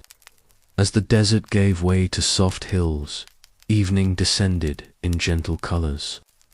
Rostam's stomach ocked with hunger, his limbs heavy, and then, as if placed by some generous spirit, a clearing appeared, lit by firelight, laden with roasted meats, steaming breads, sparkling fruits, a feast fit for kings, waiting in quiet invitation. Rostam dismounted slowly, suspicion brushing his thoughts. But hunger is a powerful persuader. He lifted a piece of bread and felt it vanish like smoke. The feast dissolved. The fire winked out. Shadows returned. Rostam stood alone. It was sorcery, a test of the senses. Anger rose in him, sharp and bristling, but he did not let it rule. Instead, he breathed, calming the fire in his chest. Then he reached for his bow, intent on finding the source of the illusion. The demon lurked nearby, hiding behind rocks, its body twisted and small, its whispering laughter thin and cold. Rostam confronted it not with rage, but with clarity. His arrow flew with precision, breaking the enchantment. As the creature fell, the hills around them seemed to sigh in relief, as if freed from a long-held tension. Thus, the third trial taught him that the senses can deceive, and hunger of the belly, mind, or ego can lead even the wise astray. True sight comes from within, not from what glitters before the eyes. Later, in a quieter part of the land, Rostam found a small spring guarded by a powerful creature, a dragon-like demon whose skin glinted like polished stone and whose eyes burned with elemental anger. The beast controlled the spring, denying water to travelers unless they pleased or bribed it. Rostam did neither. He stepped forward with calm authority, announcing he would take water for himself and his loyal horse. The creature attacked, its body unfurling like a dark river, jaws gaping. Ra shrieked, but Rostam's hand steadied him as the hero engaged the foe. The battle was fierce, but quietly so. No screams, no shouts, just the concentrated rhythm of two wills clashing. Rostam's sword shone in the muted light, and when the demon fell, the spring's waters brightened as if the earth itself finally exhaled. The fourth trial revealed the value of boundaries, of standing firm, without cruelty against those who hoard what should nourish all. Night returned like a cool blanket draped over the land. Rostam and Rush stopped to rest, and soon a woman emerged from the shadows, beautiful, graceful, soft as moonlight. She offered shelter, food, and companionship. Her voice was gentle, inviting, filled with a warmth that eased the tired heart. But Rash snorted, stomping the ground uneasily. The horse sensed something amiss. The woman drew nearer, eyes glimmering too brightly, smile too perfect. Rostam watched her carefully, remembering the false feast, remembering the desert's tricks. Something in her presence was too smooth, too polished, like a story that had forgotten to include its shadows. When she reached for him, Rostam whispered a prayer to Ahura Mazda, letting the words settle like cool clarity in his mind. In the blink of an eye, the woman's form twisted and shriveled, her white robe darkening until a demon stood before him, hissing with fury. Rostam defeated her swiftly, but without hatred. She was not a creature of her own choosing. Sorcery had shaped her form and mission. The fifth trial taught him humility in the face of the unknown and the deep wisdom of loyalty. For it was Rush's unease that saved him. Before reaching Mazandaran, Rostm faced a trial unlike the others, one that required no weapon, demanded no fight, in a lush valley, warm and fragrant. Drowsiness draped itself over his shoulders like a heavy shawl. The grass invited him to lie down. The trees whispered lullabies. Rash grew restless, tugging at his reins, urging movement, but Rostam's eyelids sank heavily. He lay down, letting the soft hum of the valley wash over him. Moments passed, or perhaps hours. Suddenly, he felt his breath shorten, his chest tightened. The very valley was trying to claim him, to lull him into a sleep from which he would never wake. Opening his eyes with effort, Rostam called on his inner fire, the quiet, enduring spark that had always carried him through pain and hardship. He sat up, gasping the air back into his lungs. Rak nudged him urgently, guiding him toward the valley's edge. When they escaped, the valley's enchantment faded behind them like a fading dream. This sixth trial taught him that even rest when taken without awareness can become a trap. One must know when to pause and when to rise. The final trial was the heart of his journey, the true test, the one that would determine whether Kakevus lived or died. In a dark cavern high in the mountains, the white demon dwelled. Its breath brought blindness. Its voice shattered courage. Its presence thickened the air, making every movement feel as though pushing through waves of shadow. Kavuz and his men were held there, their sight stolen by the demon's sorcery, their strength drained. Rostam, guided by the whispers of prisoners and the faint echoes of their suffering, entered the cavern with caution. Rash remained at the entrance, stamping, anxious. Inside, the darkness felt heavy, almost solid. Rostam could not see the demon clearly. He sensed movement, a shifting of the air, a cold breath on his skin. The white demon struck first, its claws slicing empty space as Rostam evaded blindly. The hero steadied his breath, grounding himself in stillness.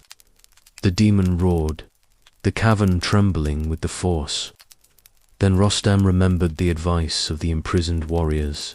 Aim for its heart. Its power lies there.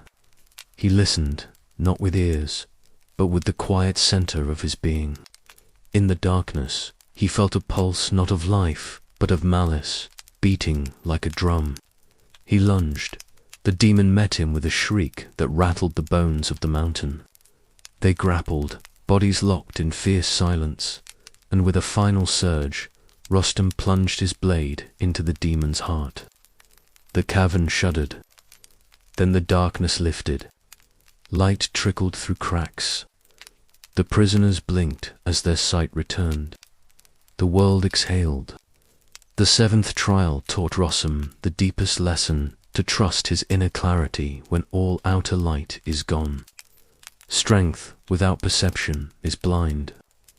Perception without courage is hollow. Together they formed the core of his greatness. Rostam did not celebrate. He did not parade the demon's fall. He simply untied the king, tended to the wounded, and led them gently out into the dawn. Kaykavis praised him lavishly, but Rostam merely nodded, accepting the gratitude without letting it swell his ego. He had not traveled through the 7 trials for glory. He had done it because someone needed to walk into the darkness, and he had been the one with the strength, the patience, and the steady heart to do so. On the long road home, Rash walked beside him, occasionally nudging his shoulder. At night under the stars, Rostam would rest with one hand on the horse's warm flank, remembering each lesson, letting it settle deeper inside him. He understood now that trials reshape more than muscle. They reshape the quiet landscape of the soul. Courage, patience, clarity, boundaries, humility, awareness, inner sight. These were the true victories of his journey, the gentle pillars upon which all future deeds would rest. And so the 7 quiet trials became not just a tale of rescue, but a whispered map of the inward path. A reminder that the greatest champions are those who understand their own depths, who walk steadily through illusions, droughts, dangers, temptations, weariness, and darkness, emerging not louder but wiser, not hardened but more deeply themselves. In this calm moment, as you drift toward rest, imagine Rostam and Rush returning home at dawn. 2 silhouettes against a pale sky, silent, steadfast, and forever carrying the quiet lessons of their long and luminous journey. Rostam's life, for all its great victories, carried within it a quiet, unspoken longing, the simple wish most people share: to see the next generation rise, to feel the gentle pride of watching one's own child step into the world. Ancient storytellers often said that even the mightiest warriors want the same things everyone else does. They want peace after battle. They want a warm voice to greet them in the morning. They want some thread of themselves to continue beyond the horizon of their years. Rostam was no different, and though he did not speak of it openly, the desire lived inside him, steady and unassuming, but fate, as Persian mythology reminds us again and again, rarely moves in straight lines. It began on an ordinary journey, one of those quiet stretches of life that offer no warning before everything changes.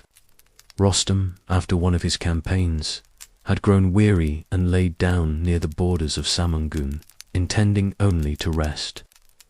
His legendary horse Rash wandered off during the night, and when Rostam awoke and found him missing, he set off to find him. This simple misfortune, so small compared to the storms he had weathered, became the hinge on which his entire destiny turned. In Samangun, the local king greeted Rostam with warm hospitality.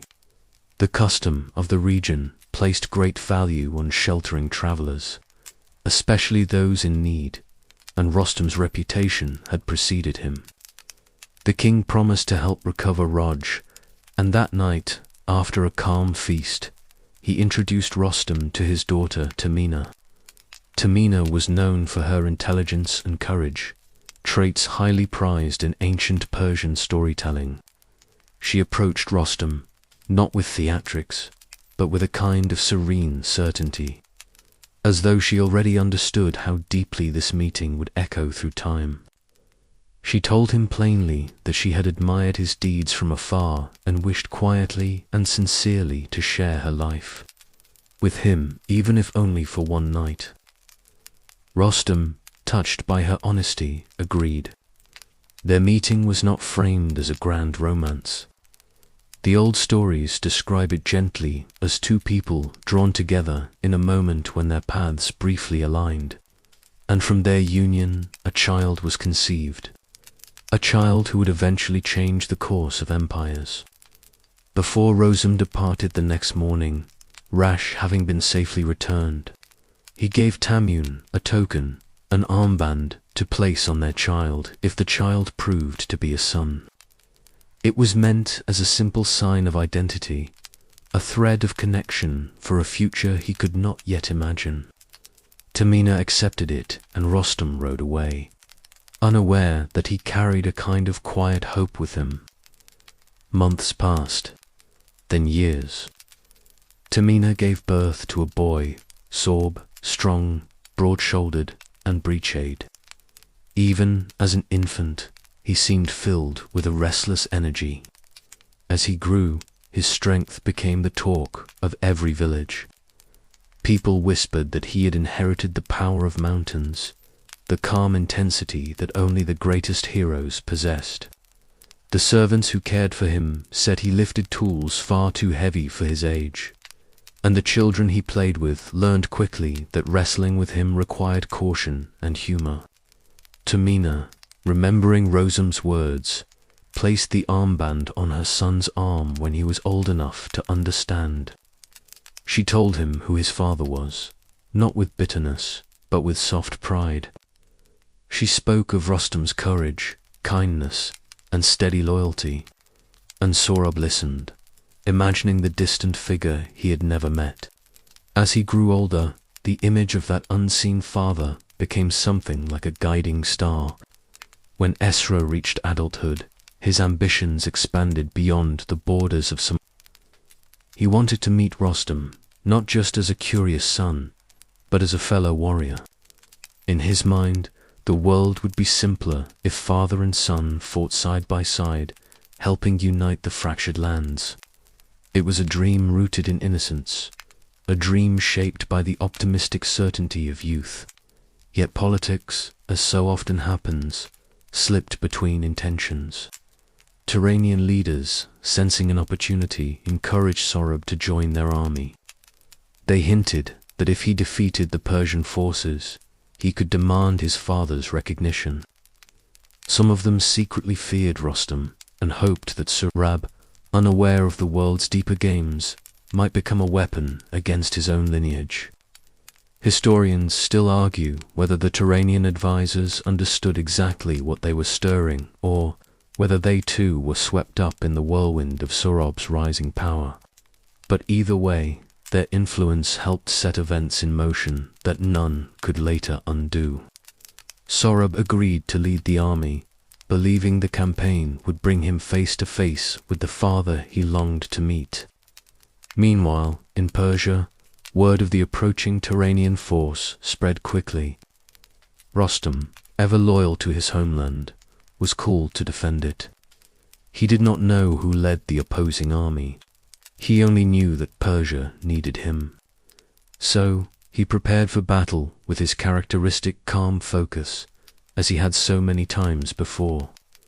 This was the quiet, tragic symmetry. Father and son, each wanting only to find the other, moving into a war shaped by misunderstandings and hidden motives. A soft tragedy wrapped in the silence of unspoken truths. When the two armies met, the stories say that Sorb stepped forward like a rising storm. Confident, eager, impatient to find the legendary warrior he had heard so much about. He challenged the Persian champions directly, demanding to see But Rostam, observing from the lines, hesitated. He saw a young warrior, powerful yet unfamiliar, and suspicion whispered at the edges of his thoughts. Some versions of the tale suggest Rostam even wondered whether this might be a trap set by the enemy. In the hush before their duel, Sorab asked Rostam's name, hoping against hope. But Rostam, wary and bound by the customs of war, withheld it. There is an ongoing scholarly debate about whether this refusal came from pride, caution, or the old Persian martial etiquette that discouraged warriors from revealing personal identities on the battlefield. Whatever the reason, his silence formed the final piece of the tragic puzzle. Their first clash shook the earth. Rostam, seasoned and steady, met Sahab's fiery strength with practiced grace. The two warriors seemed mirrors of each other, one shaped by long years of trial, the other by youthful determination. That night, after the fight paused from exhaustion, Sorb confided to the Persian soldiers he captured that he sought Rostam not to defeat him, but to embrace him. One soldier, moved by the young man's sincerity, slipped away to tell Rostam privately, but Rostam did not believe it. He could not imagine a child of his standing in front of him as an adult. The timeline did not align in his mind, and even if part of him wondered, war has a way of dulling hope. Rostam braced himself for the next day's duel, carrying caution on his shoulders like a heavy cloak. Their second confrontation was even more intense. Sorab pressed harder, hoping that defeating this warrior would finally draw out the father he sought.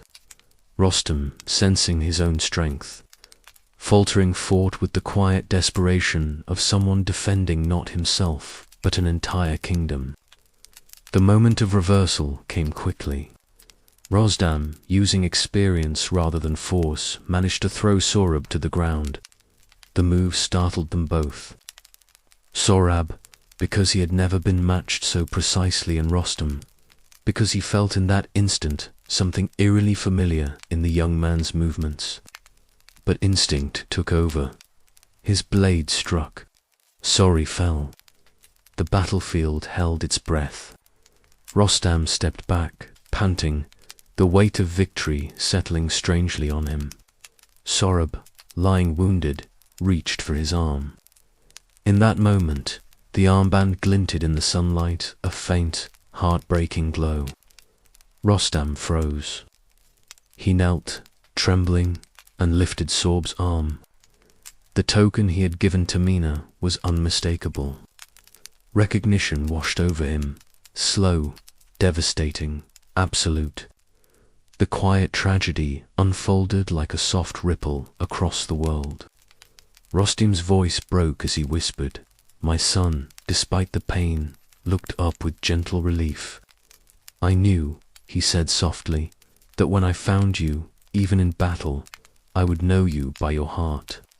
Some versions of the tale describe Rostam trying desperately to save him, sending riders for healing herbs known only in distant lands. Others say he held Sorab in his arms, begging the universe to turn time backward. A fringe tidbit preserved in a minor manuscript even claims a healer arrived too late, insisting that had the king acted more quickly, Sorab might have been saved, a detail some scholars treat with skepticism, though it adds another layer to the sorrow. But the outcome remained the same. Sorab, the bright flame, faded quietly, speaking not of anger, but of regret that he and his father found each other only in their final moment together. Rostam, who had faced demons, deserts, and enchantments without faltering, now collapsed beneath the weight of grief. This was a battle he could not undo. The death of Sorab sent ripples through Persia. Even the warriors, who had fought beside Rostam, felt the heaviness of the story, sensing that something more than a life had been lost. A future had slipped through their fingers. A future where father and son might have stood side by side, shaping peace with their combined strength. Some storytellers say that afterward, Rostam wandered alone for days, speaking to no one. They say that Rush stayed close, nudging him gently as though trying to offer what comfort a loyal companion could. And when Rostam finally returned to the world of men, he carried a new kind of weight, not the proud burden of responsibility, nor the sharp edge of duty, but the soft ache of memory. He never forgot Sorab, and in many ways, the legend suggests that Sorab's spirit remained with him, shaping his future choices, tempering his strength with deeper compassion. The great Persian warrior, often seen as the embodiment of courage, now carried within him a quieter strength, the ability to live despite heartbreak. And perhaps that is why the story of Rostam and Sohrab has endured for so many centuries. It is not a tale of spectacle or victory. It is a reminder that even the strongest heroes are vulnerable to the simplest human tragedies. It whispers that love, when left unspoken or unrecognized, can lead to wounds deeper than any sword could carve. As you rest, imagine Rostam sitting beside the river where Sora had fallen, the evening winds brushing past him, the sky dimming softly above. No battle cry, no thunder, just a father and a lost son, their paths crossing too late, their story echoing gently across the vast landscape of ancient Persia. And somewhere in that stillness, the world takes a quiet breath, carrying their memory forward like a soft, enduring flame. And so the story drifted onward like a lantern carried through a quiet corridor of time, until it came to the softest glow of all the glow of fire that was not merely flame but memory. For in the old lands where the mountains opened their wings to the sky and the wind washed over the high plains with a voice as old as thought itself, there burned a presence known simply as Atar, not just fire, not merely heat, but a living, watching flame that listened, remembered, and reminded.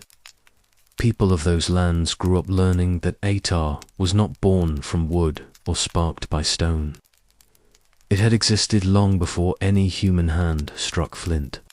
It was said to be the first companion of Ahura Mazda, the wise lord, and the brightest echo of creation's first breath. Atar was the light that helped shape the order of the world, the warmth that taught the earliest people how to survive the long winters, and the gentle warning that reminded them to tread carefully on a fragile earth. Yet even these words barely touched the heart of why the flame mattered so deeply. When dawn first broke over the plains, long before the stories of kings and heroes had settled into their places, the people looked into fire and saw life reflected back at them.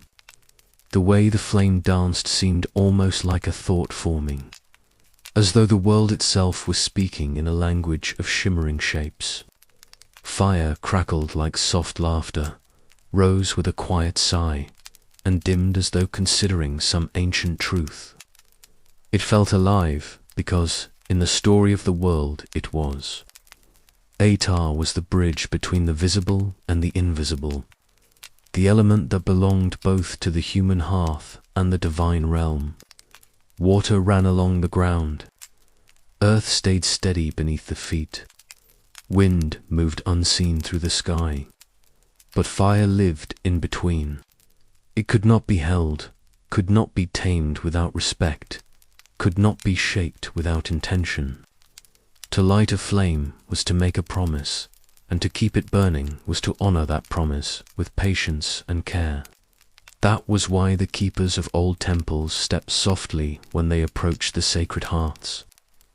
They carried themselves as one carries a sleeping child, reverent and deliberate.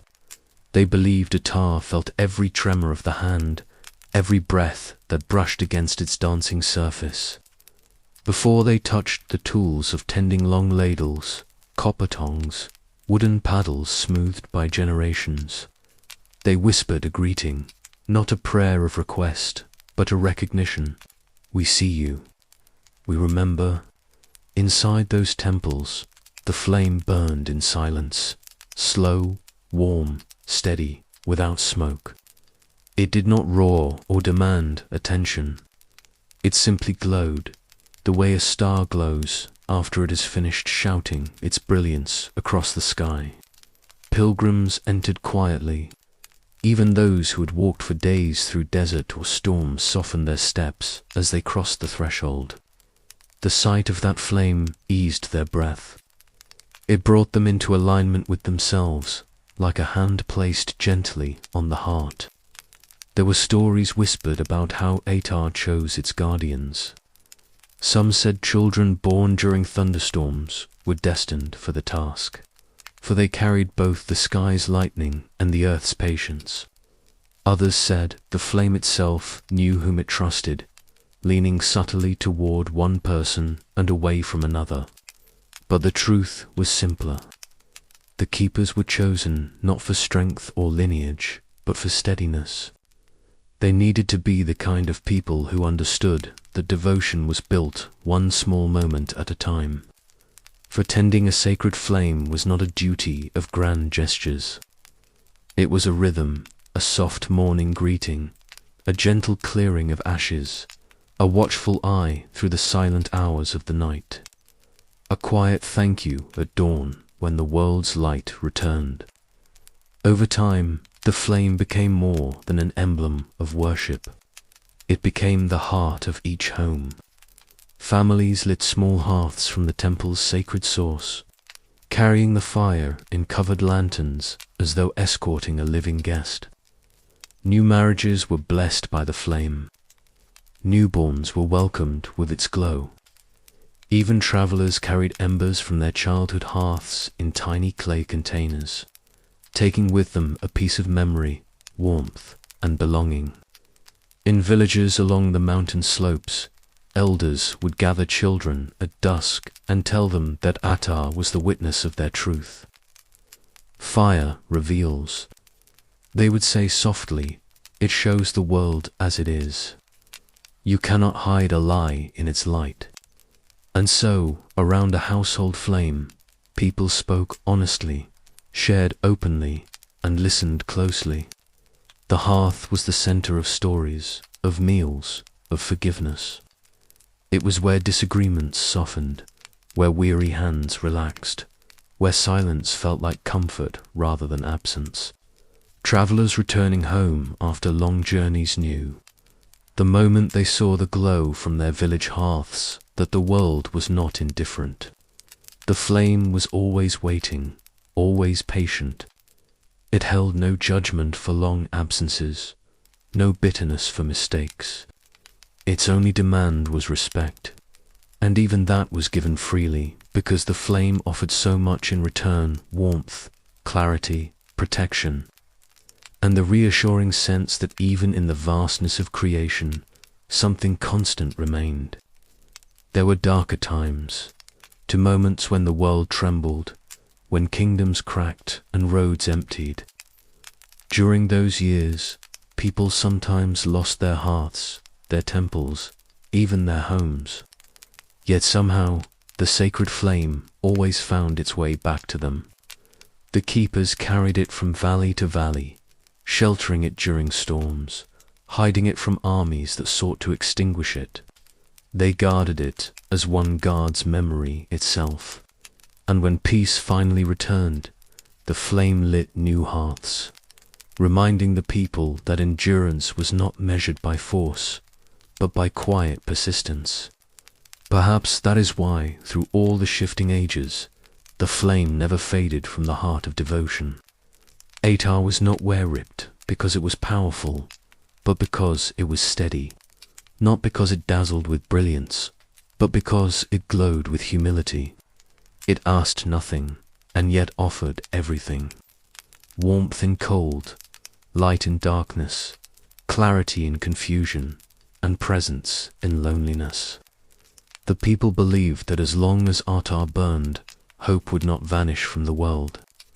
And so, across thousands of nights full of wandering stars and wind-washed silence, the living fire glowed softly, whispering to those who sat beside it that creation was still unfolding, still listening, still alive. And with that gentle glow warming the dark, the story drifted onward once more.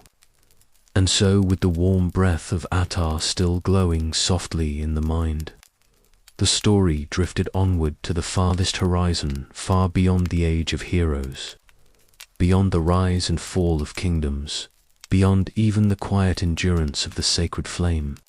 For every ancient tale, no matter how layered with sorrow or triumph, eventually turns its gaze toward the question that whispers beneath all others.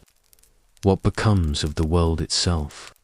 And in those old lands shaped by mountains and wind and the long patience of time, the answer was called Frishokareti, the final renewal, the gentle mending of everything that had ever broken. People did not speak of this renewal with fear. They imagined it not as destruction, but as a dawn that had been promised since the first breath of creation. Just as winter is not an end, but a preparation for spring. Frishokareti was the moment when the world would exhale its sorrows and rise into a soft, everlasting morning. It was said that every being, every stone, every root, every spark of breath carried within it a seed of its truest self, a perfect form, not flawless in the way of polished metal or cut gems, but flawless in the way a child's laughter is flawless, pure, honest, unburdened. Frauki was the moment when all those seeds would unfurl at last. The stories described how one day, when time had taken its full journey and learned every lesson it could, a great stillness would settle across the earth. Not silence, but stillness, like the pause between a deep breath and a soft sigh. Rivers would slow, winds would rest, and even the stars would seem to lean closer, listening. Then, gently, the world would warm, not with the heat of summer, but with the warmth of truth. Atar, the living fire, would rise, not in flames, but in radiance, spreading through mountains and oceans and hearts alike. Its glow would wash across the world like a tide of morning light, gathering up every shadow that had ever lingered in corners of fear, confusion, or sorrow. In that radiance, nothing painful could hide, nothing cruel could survive. The old stories said the darkness would melt away, not through battle, but through clarity like frost dissolving when touched by the first rays of sunrise. For a long time, people wondered what this renewal would mean for themselves. Would they change? Would they remember their old lives? Elders answered these questions with soft smiles, stroking the heads of children who curled against them at dusk. "You will remember," they would whisper, "but it will not hurt any more. Memory will be like a story you once heard, not a weight you must carry." It was believed that, in the renewed world, every person would rise into the fullness of who they were meant to be, not as kings or warriors or wanderers, but simply as themselves, kind, awake, unafraid. No one would hunger because the earth would feed all. No one would be cold because warmth would be everywhere. No one would weep because sorrow would dissolve the way a tear dissolves in the palm of a comforting hand. But the renewal was not only for humankind. Mountains long scarred by storms would lift their shoulders and grow smooth again. Rivers choked by silt would run clear and bright. Trees would rise in forests that stretched without boundary, their leaves singing in a wind that carried no dust, only fragrance. Even the smallest creatures, quiet insects, shy birds, wandering animals would find harmony. None would hunt out of fear, and none would hide from danger, for danger itself would have faded like a bad dream in the morning. In that world, people would no longer walk in darkness or stumble through confusion.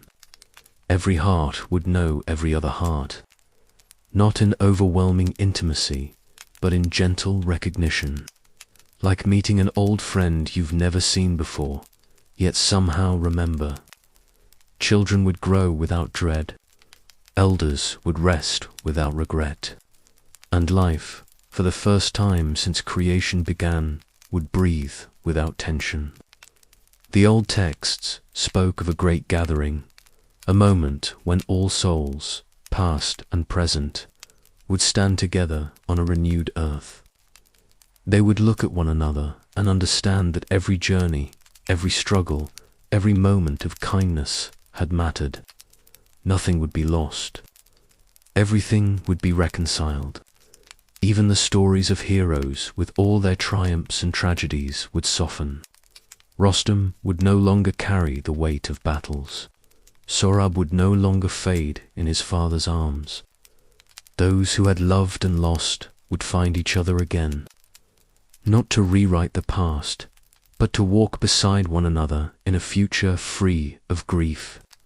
And as the world settled into its new, everlasting peace, time itself would soften, not freeze, not stop, simply ease into a rhythm of stillness. Days would not hurry, nights would not threaten. Seasons would unfold gently, but no longer bring hardship. Life would be a steady, warm glow like the sacred fire at the heart of an ancient temple. People imagined that in this renewed world, the divine and the mortal would walk without separation. Ahura Mazda's wisdom would be felt in every breeze, every ripple of water, every heartbeat. The distance between heaven and earth would dissolve, leaving only harmony. And Atar, the radiance of truth, would glow at the center of it all, not as a flame to be tended, but as a presence that needed no tending, for it lived within everything. This was Frosso Coretti, not the end, but the beginning. The world made new, not by force, but by gentleness, not by erasing what had been, but by healing it. A quiet promise whispered through generations, carried by storytellers, kept alive in the glow of every hearth. And as the tale drifted past that final horizon of renewal, the night seemed to deepen around it, soft, vast, and peaceful, like the world itself, preparing for its own gentle dawn. Even after the ancient world settled into the quiet of distant memory, its stories did not disappear. They simply changed shape, softening into whispers that drifted through daily life, through art and conversation, through the quiet ways people understand themselves. In Iran and across the Persian-speaking world, the old myths continue to glow like embers under gently falling ash, never fierce, but always warm, always present. You can see these whispers first in the stories families pass down. A grandmother stirring tea might speak of Rostam's patience or Simeg's protective wings without ever naming them outright.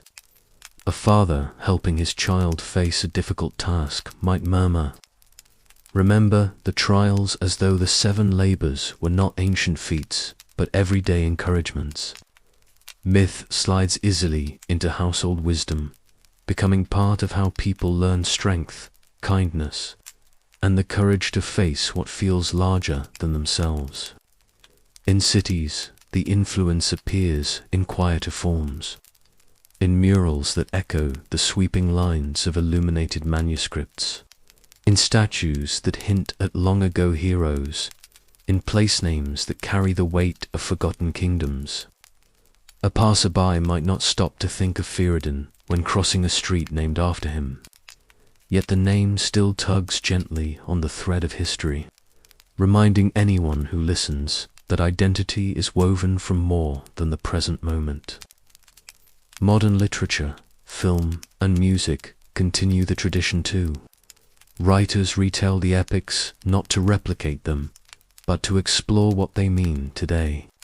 Filmmakers find in Zahak's serpents a metaphor for corruption. Poets find in Otter's glow a way to speak about truth, longing, or resilience. The stories become mirrors that shift with each generation, reflecting new hopes and new fears while keeping the old symbols alive. And beyond Iran, these myths ripple outward. Students who open the charm for the first time often feel as though they are meeting a distant cousin of the tales they already know. The moral battles echo those in other ancient traditions. The heroes stand with familiar dignity. The tragedies resonate with universal ache. In this way, Persian mythology becomes a bridge connecting people not only to the ancient world but to one another, offering a shared language of wonder, Even in everyday speech, traces remain. People still describe someone brave as a Rostam, or someone treacherous as a Zoroastrian. This concludes our journey from the noble horses and ancient fires of the Persian lands. My life gained meaning through the unwavering justice of the principle, think good, speak good, do good, and the inevitable victory of light over darkness. We learned that every piece of knowledge under Simareg's wings is a key to the balance of the universe. Ahura Mazda's guidance is the greatest shield protecting our life. This mythology emphasizes the power of moral choice. After learning these secrets, don't forget to subscribe,